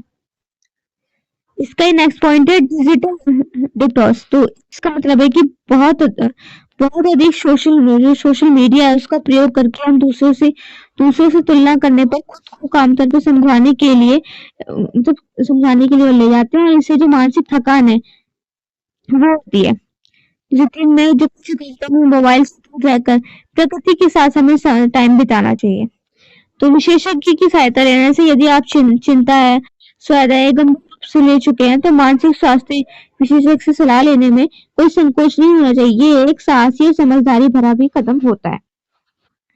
अब हम देखते हैं कंक्लूजन क्या है, इसका निष्कर्ष क्या है।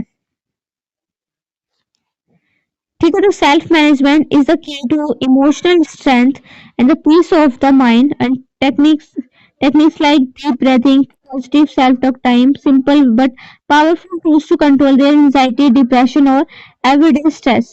So with that regular practice and this strategy help the individuals become more confident, focused, emotionally balanced. तो ये बताया कि सेल्फ मैनेजमेंट इमोशनल स्ट्रेंथ होती है, और इन टेक्निक्स को के थ्रू हम कंट्रोल कर सकते हैं, जैसे गहरी सांस लेना और पॉजिटिव टॉक्स करना।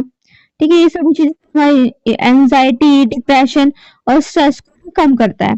तो उसके साथ रेगुलर प्रैक्टिस करना, स्ट्रेटेजी, ये सारी चीजें हैं, इन सभी चीजों को कम करती है, और इससे हमारा कॉन्फिडेंस, फोकस एंड इमोशनल हम लोग बैलेंस हो जाते हैं। अब इन शॉर्ट होता है कि सेल्फ रेगुलेशन है ना, वो empowers us to take charge of our mental and the emotional well-being के थ्रू में ये चार्ज करती है। ठीक, स्व प्रबंधन ने ना केवल हमारे जो व्यक्तिगत भावना है उसको नियंत्रित करने की ये कला है, बल्कि हमें एक सकारात्मक जो संतुलित जीवन है उसको जीने की दिशा भी देती है। साथ में गहरी सांस लेकर सकारात्मक बातें करके सरल तरीके से जीवन की तनावपूर्ण जो बातें हैं उन सभी चीजों का हम सहारा ले सकते हैं। तो ये उस वजह से समस्या है, इसका समाधान सिर्फ चिट्ठी देने में नहीं है, बल्कि उनको समझना और सही ढंग से उसका सामना करने में है। यदि हम एक उचित स्वनियमित रणनीति बनाएंगे तो हम न केवल मानसिक रूप से मजबूत बन सकते हैं, बल्कि एक बेहतर और खुशहाल संतुलित जीवन भी जी सकते हैं। हाँ, तो जो आपका जो गिव अवे का जो क्वेश्चन है विनर्स के लिए, ठीक है, फ्री नोट्स के लिए जो आपने आपको इंट्रोडक्शन में आपको बताया था, तो उसका जो सेकंड क्वेश्चन है वो ये है, व्हाट इज एम्पैथी, और इनका आंसर आपको वन वर्ड में देना है। मैंने आपको जो एम्पैथी के जितने भी क्वेश्चन थे सारे आपको क्लियर किए हैं, आगे भी बता दूंगी जो अगर कोई क्वेश्चन ऐसे आते हैं। ठीक है, तो आपको मुझे बताना है कि व्हाट इज एम्पैथी, ये आपका सेकंड क्वेश्चन है। दो क्वेश्चन आपको बता चुके हैं, तो कमेंट सेक्शन बॉक्स में आपको ये बताना है कि इसका आंसर क्या है इस वीडियो के कमेंट सेक्शन में। ठीक है, तो हम स्टार्ट करते हैं। क्वेश्चन नंबर 7 है हमारा, तो इसमें बताना है कि discuss the role of the emotional intelligence in the conflict management, और संघर्ष प्रबंधन में जो भावनात्मक बुद्धिमत्ता है उसकी भूमिका पर चर्चा करनी है। तो इंट्रोडक्शन देख लेते हैं सबसे पहले इसका। तो whenever people lives study or work together, conflict are bound there happens. Conflict arise due to difference in the opinions, misunderstanding, ego, stress or lack of the communication. तो हम सभी जीवन में किसी न किसी समय संघर्ष का सामना करते हैं, चाहे वो हमारे व्यक्तिगत जीवन में हो या सिर्फ पेशेवर जीवन में। संघर्ष के दौरान जब दो लोग समूह या किसी मुद्दे पर असहमत है तो वो अलग अलग दृष्टिकोण देते हैं, अपनी भावनाओं को भी आदान प्रदान करते हैं। तो यदि संघर्ष को सही तरीके से प्रबंधित किया जाए तो समस्या का समाधान और रिश्तों को भी मजबूत बनाने का हमें अवसर मिल सकता है। ठीक है, तो here comes the role of the emotional intelligence, the ability to recognize, the understand, the manage and our emotions. The emotion of the others, people with a high emotional intelligence are better at the solving conflict peacefully and maintaining their healthy relationship. हाँ, तो इसके अंदर बताया गया है कि जो भावनात्मक बुद्धिमत्ता होती है इसकी ये महत्वपूर्ण भूमिका होती है। इसमें भावनात्मक बुद्धिमत्ता का मतलब है कि दूसरे की भावनाओं को समझना, उसको पहचानना और नियंत्रित करने की जो क्षमता है वो होती है। तो वो संघर्ष होता है कि हमारी जो भावना है ना वो दूसरे की भावनाओं को समझना, सही तरीके से उसके प्रति प्रतिक्रियाएं देना, इन दोनों प्रतिक्रियाएं देना और संघर्ष को प्रभावी तरीके से उसको हल करने में मदद करना ही ये हमारी इमोशनल इंटेलिजेंस कहलाती है। तो ये सारी जो भूमिका इन सभी में ये निभाती है। तो इसी बात को हम इस क्वेश्चन के अंदर समझेंगे कि संघर्ष प्रबंधन में भी भावनात्मक बुद्धिमत्ता की क्या भूमिका रहती है और ये हमारी कैसे मदद करती है।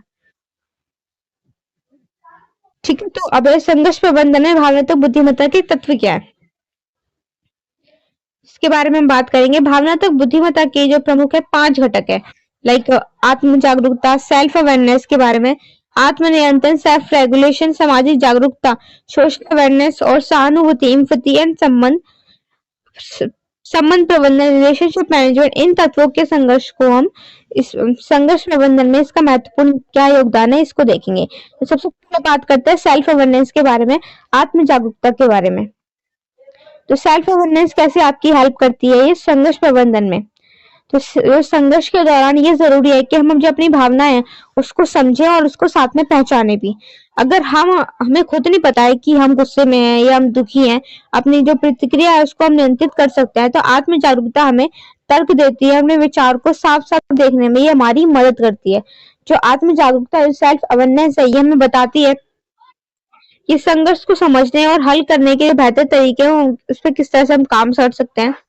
लाइक ऐसे अगर दो सहकर्मी आपस में असहमत है और अगर एक सहकर्मी आत्म जागरूक होता है तो वो अपनी भावनाओं को पहचानता है और वह गुस्से में आकर तर्क नहीं करेगा, बल्कि वो शांतिपूर्ण तरीके से समस्या का समाधान ढूंढेगा। ये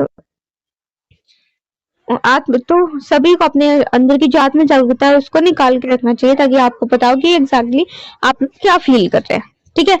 self awareness help in understanding our emotion.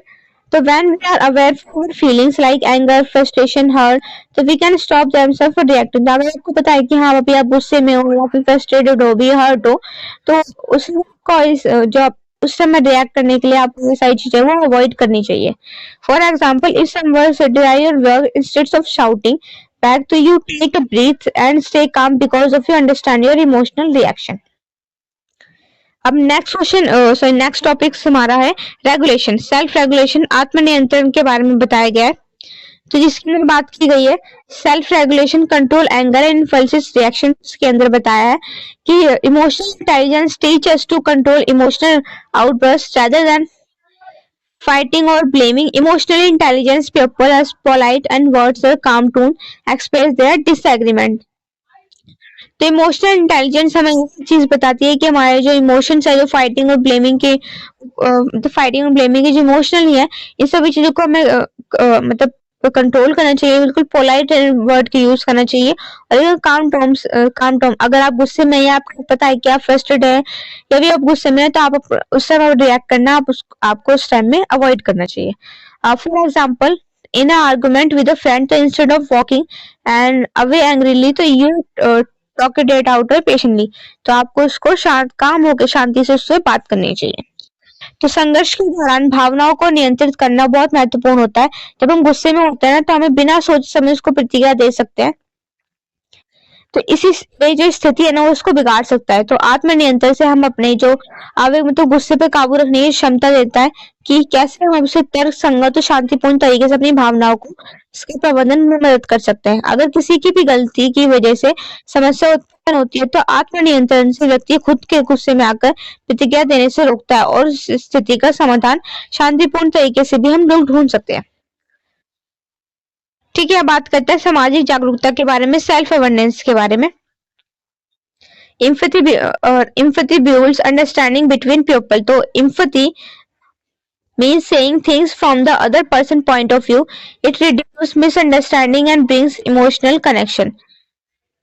Realize your classmate or rude because he was stressed and so you forgive them in feeling better than। Empathy मतलब सहानुभूति से आप समझते हैं, दूसरों की फीलिंग समझ जाते हैं, तो वो इमोशनल इंटेलिजेंस ही सॉरी इम्पैथी कहलाती है। तो आप जब आपको पता है आपकी जो क्लासमेट है वो बहुत रूड हो रही है, लेकिन आप जानते हो कि उसको बहुत स्ट्रेस है इस वजह से वो इतना रूड हो रही है, तो आप उसको उसकी मतलब बात से हर्ट मत होइए और उसको काम करने की हेल्प करिए। तो सेल्फ सोशल अवेयरनेस की बात करें तो संघर्ष के दौरान ये होता है कि हम न केवल अपनी भावनाओं को समझे बल्कि सामने वाले की जो भावना है उसको भी पहचाने। तो सामाजिक जागरूकता है वो हमें दूसरों के विचार में और उनकी भावनाओं को समझने में ये हमारी मदद करती है और ये पहचानने में मदद करती है कि सामने वाला जो व्यक्ति है वो गुस्से में है, दुखी है, तो हमें उसकी भावनाओं का भी सम्मान करना चाहिए। अगर किसी कर्मचारी को अगर किसी कर्मचारी को लगता है कि उसकी जो मेहनत की जो सराह उसको वो नहीं दिया गया, तो प्रबंधक किसी भी स्थिति को समझता है और वह उसकी सही तरीके से उससे बातचीत करके उसकी समस्या का हल निकाल कर दे देता है। फोर्थ पॉइंट है हमारा इसमें सोशल स्किल्स, इम्प्रूव कम्युनिकेशन, और इसमें फोर्थ पॉइंट है सहानुभूति, एम्पैथी। इसके बारे में भी हमने इंग्लिश मीडियम में देखा है। People with a strong emotional intelligence know how to listen actively, speak respectfully, and the social problems together. So they focus on the solution and not on winning the arguments.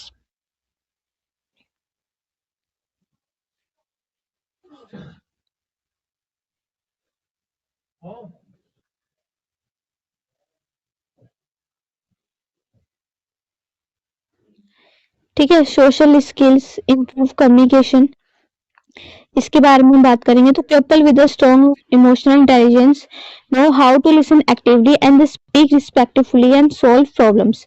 तो people मतलब emotional intelligence लोगों को strong बनाता है कि आप actively सुनते हो उनकी बातों को, उनके आप मतलब कोई व्यक्ति आपके सामने अगर बोल रहा है तो वो देख रहा है कि हाँ आपकी उन बातों में रुचि ले रहे हो, और उनकी प्रॉब्लम्स मतलब सॉल्व प्रॉब्लम्स टुगेदर, साथ में उनकी मिलके जो जो भी दिक्कतें हैं, जो भी परेशानी है, उनको साथ में मिलकर सॉल्व करते हैं। They focus on the solution and the not the winning of the argument. तो आप किसी भी आर्गुमेंट को शुरू करने से पहले आप सोचते हो कि उस प्रॉब्लम को कैसे सुलझाना चाहिए।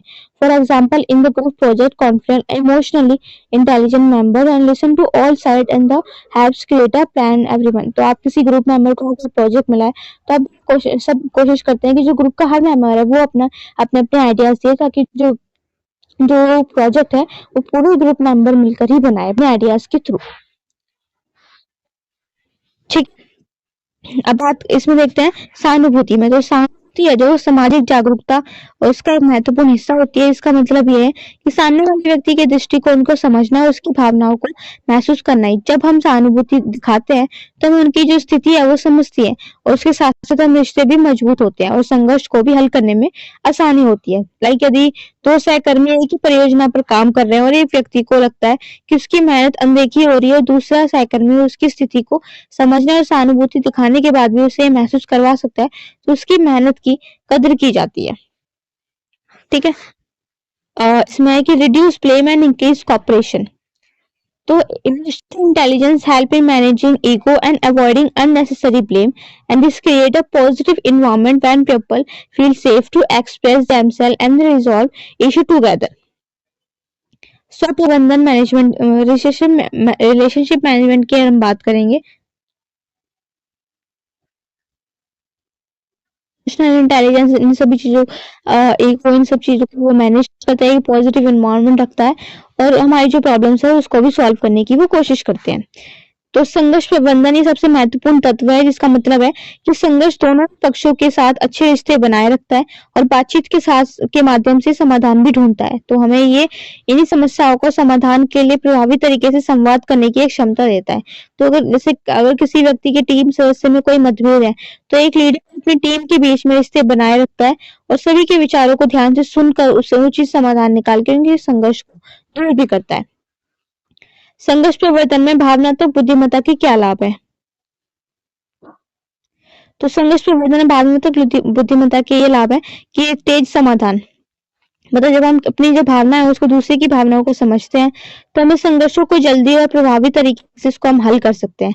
रिश्तों में सुधार, तो संघर्षों को सही तरीके से प्रबंधित करने से रिश्ते में और अधिक जो विश्वास है वो समझ में पैदा होती है, जिससे संबंध और भी मजबूत होते हैं।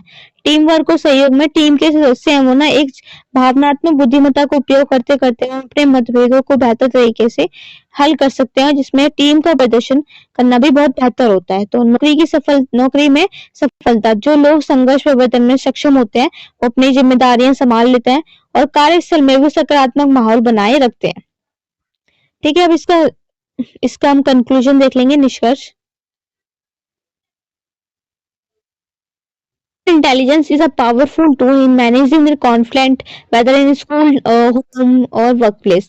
So it helps people stay calm, understand others, and solve problems with a kindness and wisdom. तो जो इमोशनल इंटेलिजेंस है ये एक पावरफुल टूल होती है जो मैनेज करती है घर को, होम को, वर्क प्लेस को, और ये लोगों को काम करने में, उनके लोग मतलब एक दूसरे को समझने में और उनकी प्रॉब्लम सॉल्व करने में भी मदद करती है। तो इंस्टेड ऑफ फाइटिंग और द इग्नोरिंग इशू, तो emotional intelligence people face confidence and patience, empathy and the clear communication को भी ये देखती है। In today fast in moving world, learning emotional intelligence is not just a helpful, it is essential for the peacefully living and strong relation बनाने के लिए भी ये हमारी मदद करती है।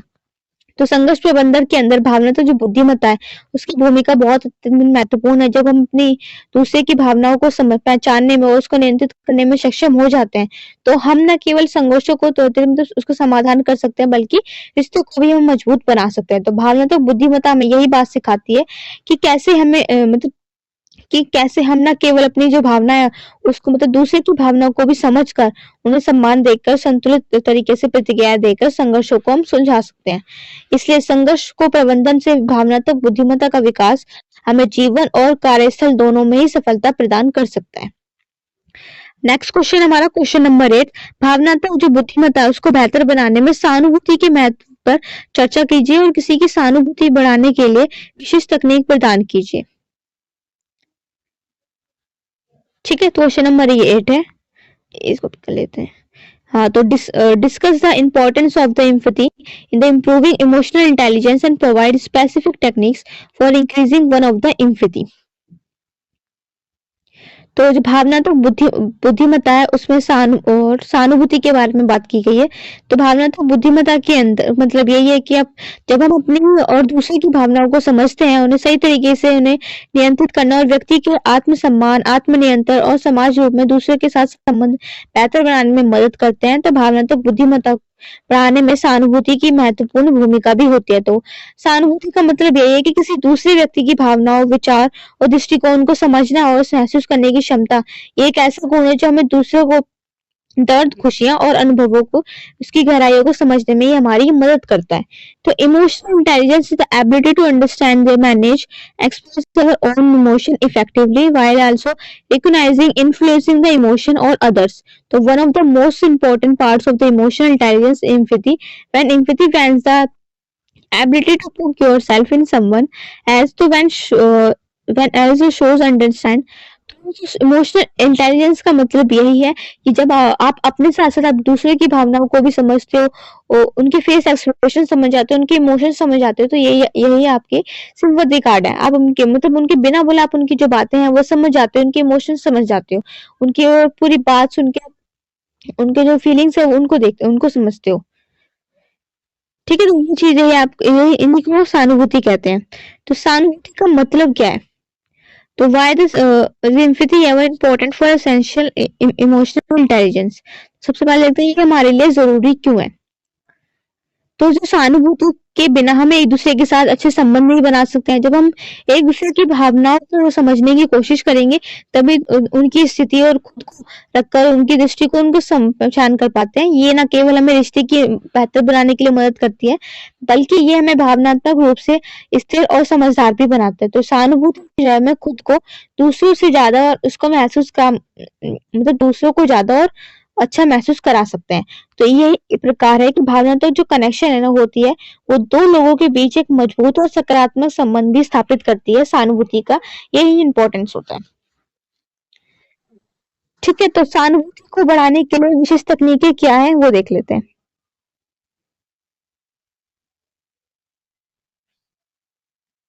ठीक है, तो अंडरस्टैंड अदर बेटर। तो व्हेन वी फील दैट कि others are feelings can support in way that support them, तो create trust and respect in relationship when at home, school, work. तो जब हम ये दूसरों को भी हम समझने अच्छे से समझने लग जाते हैं, तो एक हमारा एक अच्छा बॉन्ड, एक अच्छा रिलेशनशिप बनाती है और और रिश्तों के बीच में ट्रस्ट और रिस्पेक्ट को भी ये क्रिएट करती है, चाहे वो घर हो, स्कूल हो या फिर कोई भी जगह काम करने की जगह। ठीक है, इम्प्रूव कम्युनिकेशन करती है ये। Empathy allows to us listen carefully and understand in the real emotion. तो हम दूसरों की जो बातें हैं उन सभी चीजों को समझते हैं, तो ये भी हमारे जो इमोशंस है, जो हमारे बीच में मिसअंडरस्टैंडिंग है, उन सबको क्लियर करती है। जो कन्वर्सेशन जो मोर मीनिंगफुल वर्ड्स होते हैं उनको भी वो समझाती है। तो सामने वाला जो व्यक्ति होता है तो उसको लगता है कि हाँ, ये मेरी बातें सुन रहा है, ये मेरी बातें सुनने में रुचि है, ये मेरे जो इमोशंस है, मेरी जो फीलिंग्स है उनको समझ रहा है। तो मैनेज कॉन्फ्लिक्ट, तो when we understand the feelings of the others and we can handle disagreement calmly and the find the solution. तो आप दूसरों की जो बातें हैं वो सुनते हो, उनकी जो इमोशंस है उनको समझते हो, तो उनको भी अपनी प्रॉब्लम से रिलेटेड आपको वो अपनी जो कोई प्रॉब्लम है वो शेयर कर रहा है, उसकी परेशानी बता रहा है, तो उससे रिलेटेड आप उसको सॉल्यूशन भी निकाल कर देते हो। तो empathy reduce there angers and help. तो जिसकी जो बातें हैं आप पूरी बात सुनकर कोई भी एक्शन, मतलब कुछ भी आप फ्रस्ट्रेट हो या फिर कोई भी दिक्कत है, उस रिएक्ट करने से पहले उसको कामली एंड रिस्पॉन्ड, मतलब उसकी हेल्प करते हो उसको काम करने में। तो डेवलप कंपोजिशन, तो empathy help as the care for the others and be more patients and supportive which the people say the positive environments करते हैं। ठीक है, इनहैंस सेल्फ अवेयरनेस, तो understanding other the emotion and also conflict their the feelings and improving self control and emotional management के ऊपर आप control करते हो। ये तो यही इन सभी चीजों को, पूरे इमोशंस को आप समझते हो, तो ये सहानुभूति इन सभी चीजों में अपनी महत्वपूर्ण भूमिका निभाती है। अब बात करेंगे कि techniques to the impress empathy के बारे में। तो सहानुभूति को बढ़ाने के विशेष तकनीकें क्या है? तो सबसे पहला है हमारी एक्टिव लिसनिंग। तो focus on the completing of the person to who is speaking, avoid interrupting and show that. जब कोई भी व्यक्ति आपके सामने अपनी कोई बात कर रहा है या कोई बात बोला है, तो बिना उसके टोके आपको उसकी पूरी बात समझनी चाहिए, उसके इमोशन सभी चीजों को समझना चाहिए, क्योंकि आप अगर कोई उसकी पूरी बात सुनेगा, समझ रहा है, उसकी सारी बातें ध्यान से सुन रहा है, तो उसको भी बेटर फील होता है। ठीक है, सुनना और ध्यान से सुनना, मतलब सबसे पहले आप महत्वपूर्ण बात यही है कि कोई भी व्यक्ति अगर आपके सामने बात करता है तो उसकी पूरी बात ध्यान से सुनना चाहिए, और उसके शब्दों को नहीं बल्कि उसकी भावनाओं को आपको समझना चाहिए, शरीर की भाषा को भी समझना चाहिए। तो जब हम किसी से भी किसी बात के बारे में बात करते हैं, महसूस करते हैं कि जो उनकी बातें की जो की कद्र की जा रही है, समझा जा रहा है उनकी बातों को। सेकेंड पॉइंट है asked open ended question. So instead of the yes no questions, and ask that encourage others to share their thoughts, emotion more deeply. For example, how did that make you feel? तो अब आप कैसा महसूस कर रहे हैं, तो what was going through their mind that a moment. तो इस टाइप से जो क्वेश्चन करते हैं, तो उन सभी उनको इंकरेज करती है। तो दूसरे दृष्टिकोण को समझने से हम अपने नजरिए से निकलकर दूसरे के दृष्टिकोण को समझने की कोशिश करते हैं कि यदि कोई व्यक्ति गुस्से में है, तो हमें ये नहीं सोचना चाहिए कि वो गुस्सा क्यों है, बल्कि ये समझने की कोशिश करनी चाहिए कि उस व्यक्ति के गुस्से का कारण क्या हो सकता है। तो हम उनकी भावनाओं को बेहतर तरीके से समझने में भी मदद करता है ये चीज। ठीक है, और इसके बाद बात करते हैं put yourself in other shoes. तो try to imagine that what it would be like to in the other person situation. आप ये इमेजिन करके देखोगे, अगर आप उस व्यक्ति की जगह होते, तो थिंक अबाउट दैट भी, how do you feel that, what do we need, उनकी जगह होते तो आप कैसा फील कर रहे होते और आपको किस सब चीजों की जरूरत पड़ती। ठीक है, भावनाओं की पहचान कर। तो सहानुभूति का एक महत्वपूर्ण पहलू ये भी है कि हम न केवल अपनी भावनाओं को समझते हैं, बल्कि हम दूसरे की भावनाओं को भी समझते हैं, और हम किसी की आंखों में भी सैडनेस, खुशी की, मतलब सैडनेस या खुशी को महसूस करते हैं, तो हमें समझ जाना चाहिए कि वो क्या महसूस कर रहा है, और इस पहचान के बाद ही हम उनकी मदद करने के लिए सही कदम भी उठा सकते हैं। ठीक है, तो ऑब्जर्व नॉन वर्बल क्यूज के बाद में pay attention to body language को समझते हैं, फेशियल एक्सप्रेशन एंड उनके टोन ऑफ द वॉइस को भी हम समझ जाते हैं। Sometimes the peoples feelings and shows more than the action in their words. Practice mindfulness, तो being aware of the our emotions and have to help you stay present and interconnect with the others. तब उनके emotions को समझ जाते हो, तो easily आप उनके साथ, दूसरों के साथ कनेक्ट होने लग जाते हो। तो माइंडफुलनेस एक्सरसाइज करते हो, डीप ब्रीथिंग करते हो, मेडिटेशन करते हो, इन सबसे उसको इन सब काम करने के लिए हम सारी चीजें करते हैं। Read story and watch movies. So story help us experience different practice and the emotions, so which can increase our empathy and try to reflect their characters, feeling and situation. तो आप स्टोरीज देखते हैं, watch movies करते हैं, तो सारी चीजों से उसके जो फीलिंग्स है, सिचुएशनशिप को समझ सकते हैं आप, तो which can increase our empathy. ठीक है, शो काइंडनेस एंड सपोर्ट। तो small acts of kindness like offering help और simply being them to listen and they can straighten for your emphatic skill over time.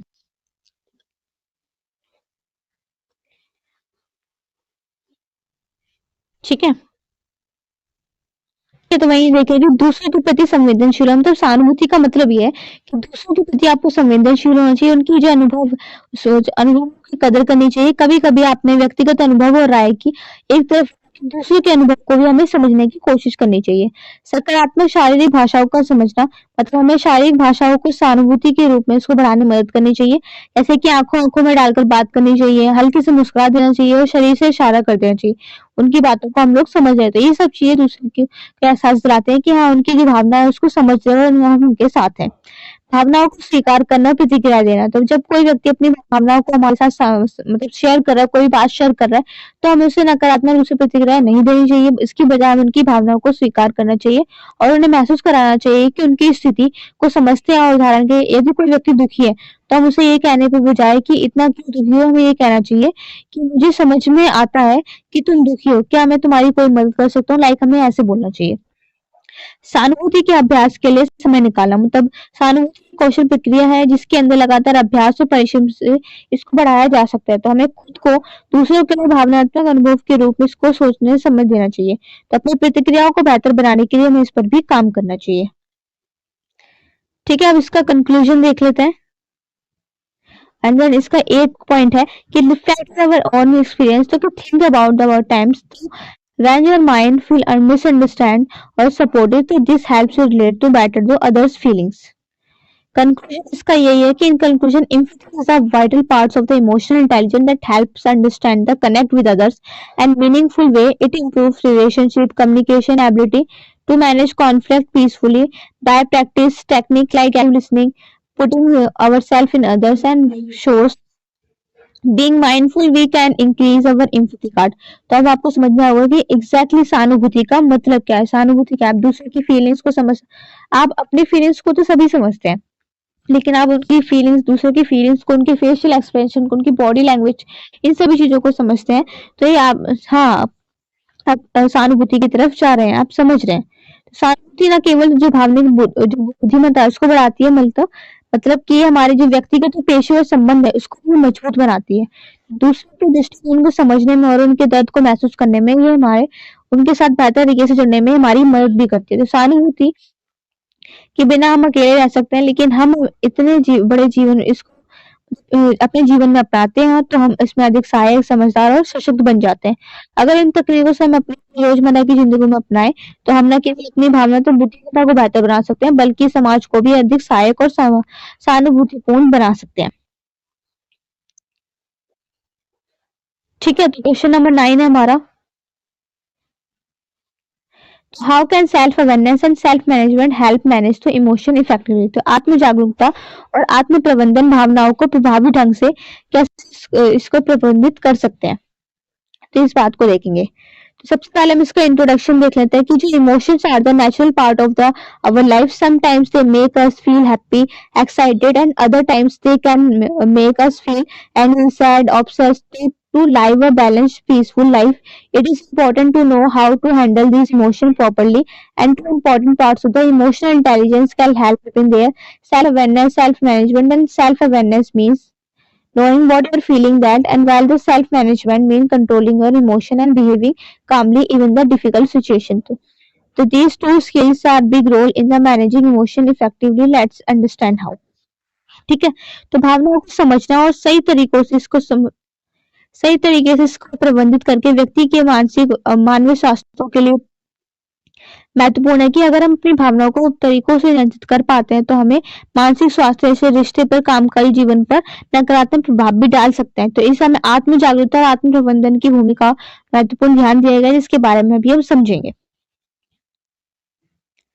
ठीक है, तो सबसे पहले हम बात करते हैं आत्म जागरूकता के बारे में कि आत्म जागरूकता क्या है।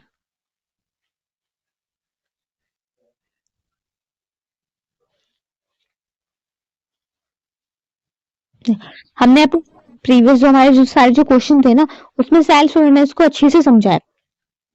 ठीक है, अब मैनेजमेंट को हमको समझना है। तो self awareness its roles in emotional management के अंदर। तो self awareness is the first step towards understanding your emotion. It means recognising emotions को हम स्टेबल करते हैं। तो when you are self aware you can identify the emotion you are feeling. So where it's anger, jealousy, sadness, fears, so helps you take control and before the emotion controls you.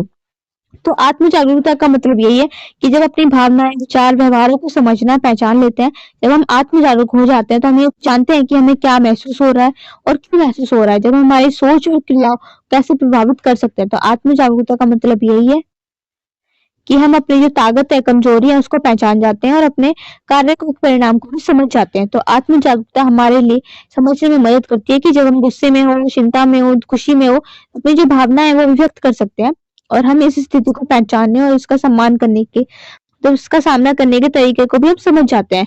ये तो इससे हमें यही पता चलता है कि किसी परिस्थिति में भी किस तरह प्रतिक्रिया करनी चाहिए और हमें कैसा व्यवहार, अपना व्यवहार बदलने की आवश्यकता है। ठीक है, तो understanding the cause, self awareness help you find the reason behind your feelings. So for example, if you are angry, you can ask yourself, why am I angry? And it is because someone was rude and I am just or I am just tired. ठीक है, जब आप अपनी feelings, इन सब चीजों को समझ जाते हैं और ये किसी की मदद करती है नोटिस ट्रिगर, मतलब it help you notice that things, situation, triggers and your emotions, and when you know your triggers you can is better. अगर आपको पता है कि हाँ आपको गुस्सा आ रहा है, ये सब चीजें आप कंट्रोल में रख सकते हो, आप उस सिचुएशन को उस टाइम में आप संभालना सीख जाते हो. Reflective behavior. So self-awareness also include thinking about your emotion, affect your actions. Or example, are you shouting when you are just upset, and are you staying quiet and thinking first? So when you become aware of your emotion, तो you can decide that you do instead of the reacting without thinking. ठीक है, आपको पता है कि आप जो emotions के आप रिएक्ट कर सकते हो, तो आप सोचे समझे आप रिएक्ट करो, तो उस टाइम आपको कोशिश करनी है कि आप जल्दी से आपको खुद को वैसे काम करना है, अपने इमोशन पे किस तरह से कंट्रोल करना है. ठीक है,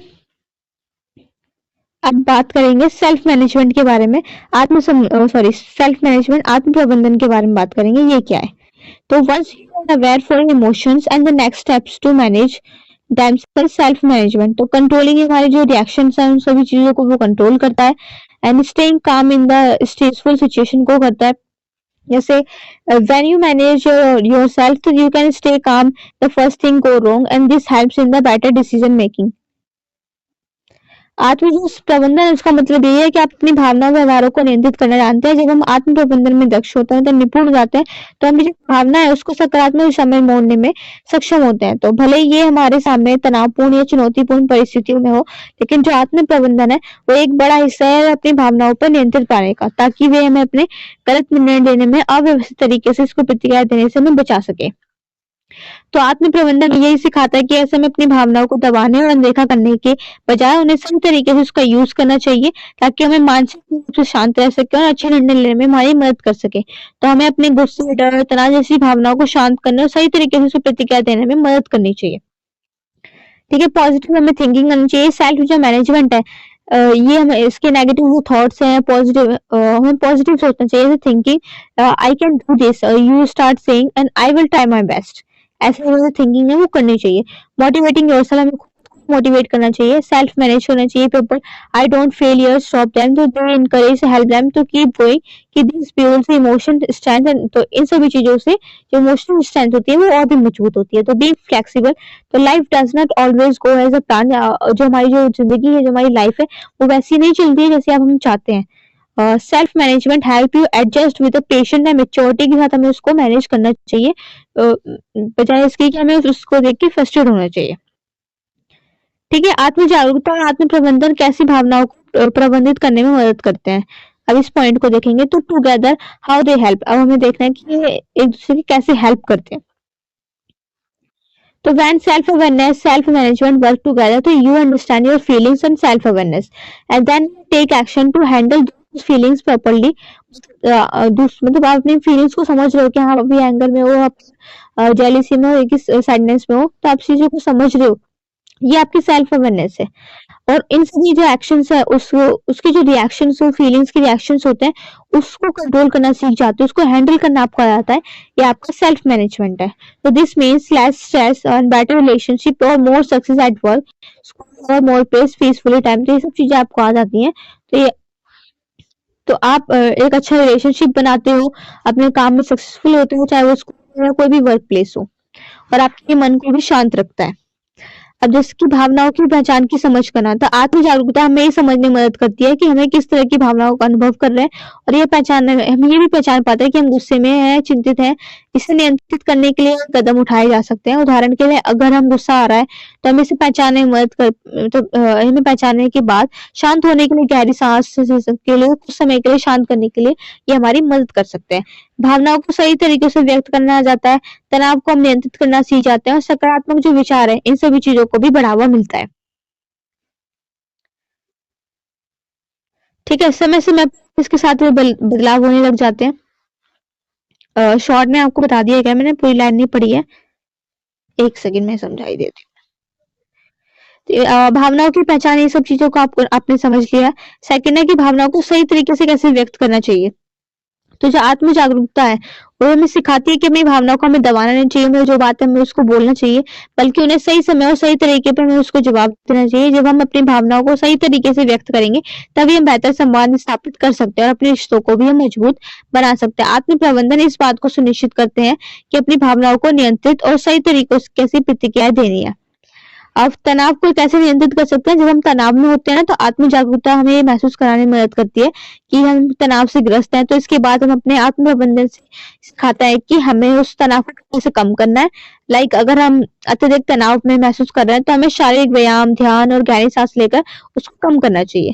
सकारात्मक विचार को बढ़ावा देना, आत्म जागरूकता के साथ साथ हमें अपनी जो सोच है उसको नियंत्रित करना चाहिए। सकारात्मक जो विचार है उसको पहचान करके आत्म प्रबंधन हमें बताती है कि कैसे नकारात्मक विचारों को बाहर निकालकर सकारात्मक दृष्टिकोण को अपनाए रखना है। और जब हम सकारात्मक रूप से सोचते हैं और हमारी जो भावना है वो सकारात्मक होती है, जिससे हम मानसिक रूप से स्वस्थ रहते हैं।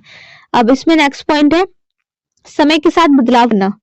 तो इसके आत्म जागरूकता, आत्म प्रबंधन हमें सिखाती है कि हमें धीरे से अपने व्यवहार, भावनाओं, इन सभी चीजों में सुधार करना चाहिए। अगर हम किसी भी स्थिति में अपनी भावनाओं को सही तरीके से नियंत्रित कर पा रहे हैं तो अ, तो हम धीरे धीरे से सुधारने के लिए कदम उठा लेते हैं और अपने व्यवहार को भी बेहतर तरीके से प्रतिक्रिया देने में भी मदद करते हैं।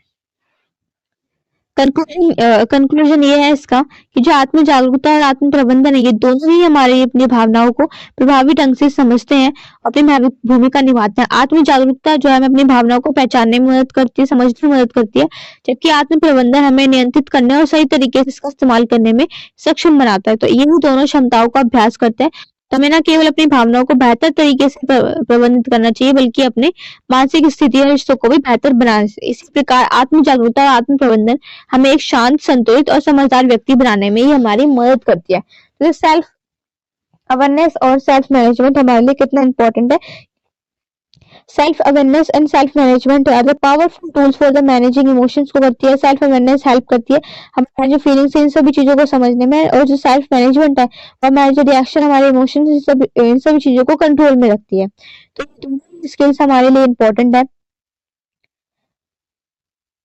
ठीक है, और जैसे आपको पता है कि आप किसी टेंशन में या आपको कोई स्ट्रेस है तो मेडिटेशन करके, एक्सरसाइज करके अपने जिस मन को शांत कर सकते हो। ठीक है, क्वेश्चन नंबर 10 है, इसके अंदर हम 4 पॉइंट्स इन सभी चीजों को कवर करना है। और वैसे भावनात्मक बुद्धिमत्ता के महत्व को बताना है, भावनात्मक बुद्धिमत्ता के मापन को बताना है, भावनात्मक बुद्धि का सामाजिक क्षमता पहलू, इन सभी चीजों को बताना है।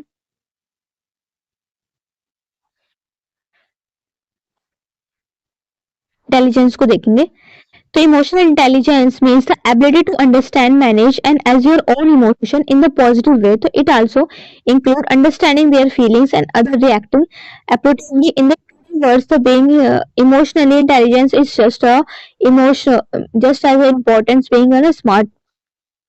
तो भावनात्मक जो बुद्धिमत्ता है, इसका मतलब है कि अपने आप दूसरे की भावनाओं को समझना, पहचानना, समझना, उनको प्रभावी ढंग से प्रबंधित करने की क्षमता जो है, ये हमारे व्यक्तिगत पेशेवर जीवन में सफलता पाने के लिए बेहद महत्वपूर्ण है। जबकि पारंपरिक बुद्धिमत्ता व्यक्ति के एक आदमी को तर्क कौशल को मापती है, और भावनात्मक बुद्धिमत्ता व्यक्ति की सामाजिक और भावनात्मक क्षमता को मापती है। तो भावनात्मक बुद्धिमत्ता का महत्व इसी प्रकार है।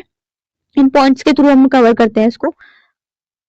अब बेटर सेल्फ अवेयरनेस के अंदर तो it help you recognise your own emotion and understand how you are effective for behaviour and important relationship the emotionally emotional intelligent people are better handle अपने मतलब इमोशंस को वो हैंडल करते हैं, जिससे रिलेशनशिप भी स्ट्रांग बनता है, then emphasise or communicate effectively. तो कॉन्फ्लिक्ट सॉल्यूशन, तो emotional intelligence help you remain calm and handle disagreement और argument in the peaceful and respectful manner. तो बेटर डिसीजन मेकिंग बनाता है with a balance mind and control over emotions and can making better then illogical decision. So workplace successful employees work from emotional intelligence work as they can handle their pressure, work in teams and lead effectively। इन सब चीजों को वो control करते हैं। तो reduce and stress anxiety, तो by managing emotional intelligence reduce mental tension and improve mental health. इन चीजों को कंट्रोल करने से उनकी मेंटल हेल्थ और स्वास्थ्य, जो उनके मेंटली स्वास्थ्य, इन सभी चीजों में भी हेल्प होती है। उनका स्ट्रेस कम होती है, उनकी एंजाइटी कम होती है, इसलिए उनको जो स्ट्रेस और एंजाइटी की जो प्रॉब्लम होती है, मेंटल हेल्थ में जो दिक्कतें आती हैं वो भी ठीक होती है। इंक्रीज एम्पैथी, तो emotional intelligence help understand the emotional needs for others and making us more the kind supportive and understanding. तो सकारात्मक रिश्ते बनाना, जब हम अपनी जो जो बातें हैं वो दूसरे की भावनाओं को समझने के लिए सक्षम हो जाते हैं, तो हम मजबूत और सकारात्मक रिश्ते बना सकते हैं। और रिश्तों की सहानुभूति, समझ और सम्मान के कारण ये भावना और भी ज्यादा गहरी हो जाती है। तो ये जो व्यक्तिगत जीवन है और कार्यस्थल है, दोनों में ही हमारी मदद करती है। स्मार्ट निर्णय लेना, भावनात्मक जो बुद्धिमत्ता है, ये हमें भावनाओं के बजाय तर्क पे आधारित जो निर्णय लेने में ये हमारी मदद करती है। फॉर एग्जाम्पल, किसी भी तनावपूर्ण स्थिति में हमें गुस्से में नियंत्रित रहकर शांतिपूर्ण तरीके से निर्णय लेना चाहिए। आत्मसंयम और आत्म मूल्यांकन करना चाहिए। ये जो क्षमता है, ये व्यक्ति को अपनी जो भावना है उसको पहचानने और नियंत्रित करने में मदद करती है। इसे गुस्से में आकर किसी से अनावश्यक झगड़ा ना करके हताशा की खुद को शांत करना चाहिए और आत्मसंयम के साथ काम करना चाहिए। तनाव प्रबंधन में भावनात्मक जो बुद्धिमत्ता है, उसका होना एक महत्वपूर्ण परिस्थितियों में शांत करने की क्षमता है। ये अपनी भावनाओं को सही तरीके से प्रबंधित करते हैं और मानसिक शांति बनाए रखते हैं, चाहे कितनी भी कठिन परिस्थिति क्यों ना हो। नेक्स्ट है हमारा भावनात्मक बुद्धिमत्ता का मापन।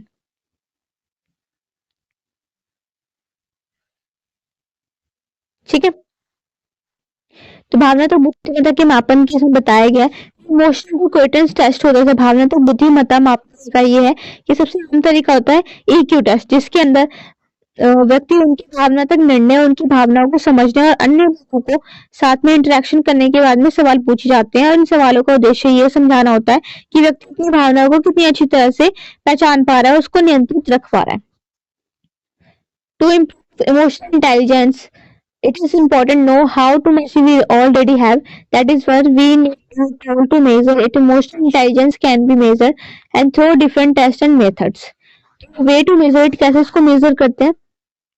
Self report questionnaire, these are tests where pupils answer question about the emotion, behaviors or reactions. For example, emotional questionnaire inventory test, and self report AI test. Easy to use, but sometimes people may not answer honestly. 360 degree feedback, मतलब एक तरीक यह एक और तरीका है जिसके अंदर व्यक्ति के चारों ओर से फीडबैक लिया जाता है, जिसके अंदर आप अपने सहकर्मी, दोस्त, परिवार के सदस्य, इन सभी की भावनात्मक प्रतिक्रिया और रिश्तों के आंकलन को दिखाया जाता है, जिसमें ये समझने में मदद करता है कि व्यक्ति अपनी भावनाएं, सामाजिक संबंध है उसको किस हद तक अपने प्रभावित अंग तक प्रबंधित कर सकते हैं। एबिलिटी टेस्ट के अंदर बताया गया है कि this checks are actually ability to solve emotional problems and understand emotion. For example, Meyer Solver Castle emotional intelligence test are more scientific as a reliable. और आत्म मूल्यांकन साक्षात्कार में, इसके अलावा आत्म मूल्यांकन साक्षात्कार भी एक महत्वपूर्ण तरीका है जो व्यक्ति को अपनी भावनाएं, स्थिति और उनकी जो प्रतिक्रिया है उनको विभिन्न तरीकों से इसको विश्लेषण करने के लिए कहा जाता है। व्यवहार आधारित प्रशिक्षण के अंदर जो कुछ प्रशिक्षण है ना, व्यक्ति के व्यवहार पर आधारित होते हैं। जो उदाहरण के तौर पर किसी भी विशेष स्थिति में का व्यवहार कैसा होता है, इस बात पर ध्यान देखा जाता है, उसकी भावनाओं को व्यक्त करने और नियंत्रित करने में भी मदद की जाती है। 360 डिग्री फीडबैक के बारे में बात करेंगे। In this friends, teachers, colleagues and give feedback about your emotional behaviour के बारे में बताते हैं और it helps you understand how other people see your emotional response. And observation interviews होते हैं, काउंसलर एंड फिजियोलॉजिस्ट में observe your behaviour and talk to you to evaluate your emotional skills को भी समझते हैं। कंक्लूजन ये कि measuring emotional intelligence help identify strength and areas for improvement. It is useful with self growth and development and building emotional intelligence को भी ये develop करते हैं।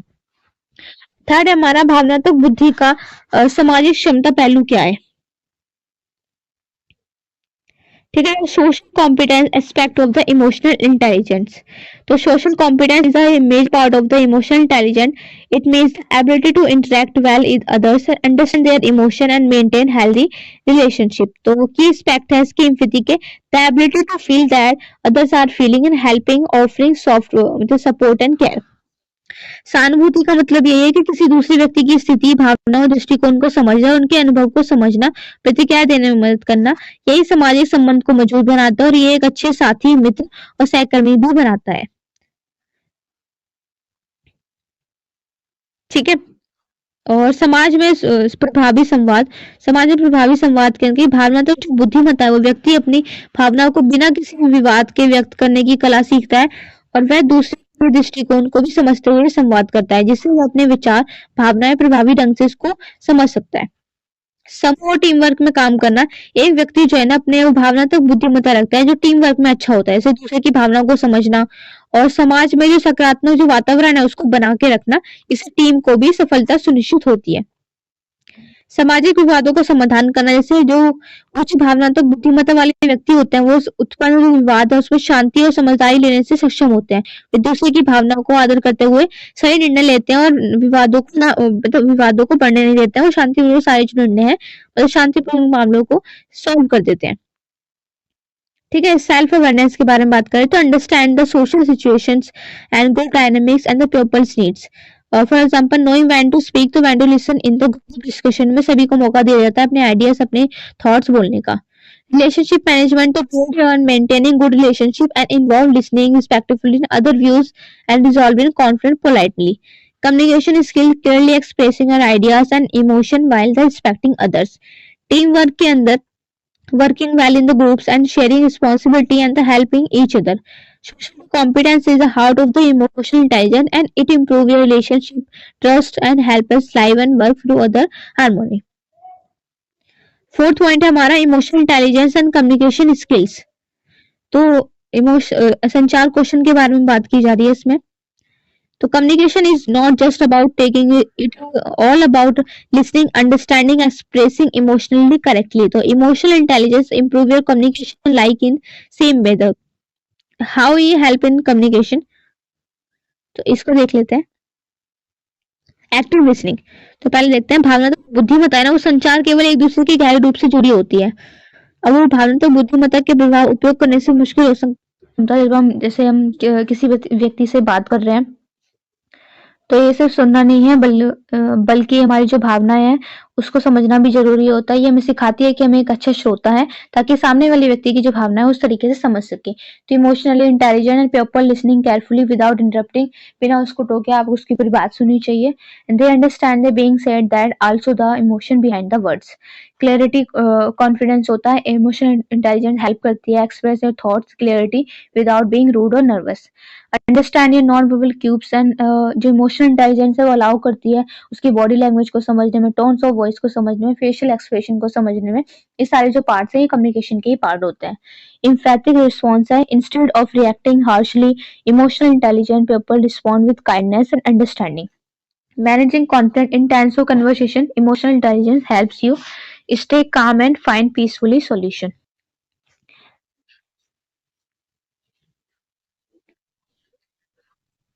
फिर आगे मैनेजिंग कॉन्फ्लिक्ट के अंदर intense conversation AI helps to you stay calm, finds and peacefully situation में सॉल्यूशन निकाल कर देता है एंड ट्रस्ट को भी बिल्ड करता है। तो when you communicate honesty and sensitively people trust you more.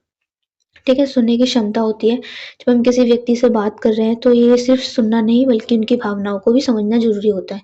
तो ये हमें सिखाती है कि हमें एक अच्छा श्रोता है। ठीक है, और सकारात्मक शारीरिक जो भाषा है उसका यूज करना बताती है कि हमें आंखों को में आंखें डाल के बात करनी चाहिए और हल्की सी मुस्कान दिखा के, तो व्यक्ति को लगता है कि हाँ हमारी बात सुनी जा रही है।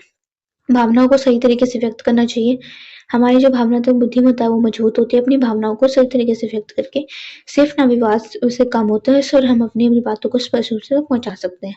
सकारात्मक प्रतिक्रिया देने से भावनात्मक जो बुद्धिमत्ता है ये बताती है कि हमें सकारात्मक प्रतिक्रिया देने से जब हम व्यक्ति की दूसरे की भावनाओं और विचार को सम्मान करते हैं और प्रतिक्रिया संयमित और विचारशील तरीके से भी दे सकते हैं, तो ये हमारा संचार और भी बेहतर बना देते हैं। ठीक है, इसका कंक्लूजन ये है कि इमोशनल इंटेलिजेंस जो है वो हमें हेल्प करती है बात टॉक करने में, कनेक्ट करती है, हमारे जो कन्वर्सेशन बेटर करती है, स्ट्रॉन्ग रिलेशनशिप करती है और हमारी मिसअंडरस्टैंडिंग है उसको भी ख़त्म करती है। ठीक है, क्वेश्चन नंबर 3 है आपका, what is self management. Self management का मतलब क्या है? ठीक है, तो ये 3 क्वेश्चन आपको बताने हैं। बाकी 10 के 10 क्वेश्चन हमने डिस्कस कर लिए हैं। कोई भी डाउट हो तो आप पूछ सकते हैं कमेंट सेक्शन बॉक्स में वीडियो के एंड में, और तीनों क्वेश्चन के आपको रिप्लाई देने हैं। जो भी विनर्स होंगे वो हम व्हाट्सएप या टेलीग्राम चैनल पर उसका नाम अनाउंस कर देंगे। ठीक है, तो आप ये एग्जाम में जाने से पहले सारे जो क्वेश्चन हैं इनको कवर कर लीजिएगा। ठीक है, see you in all the best.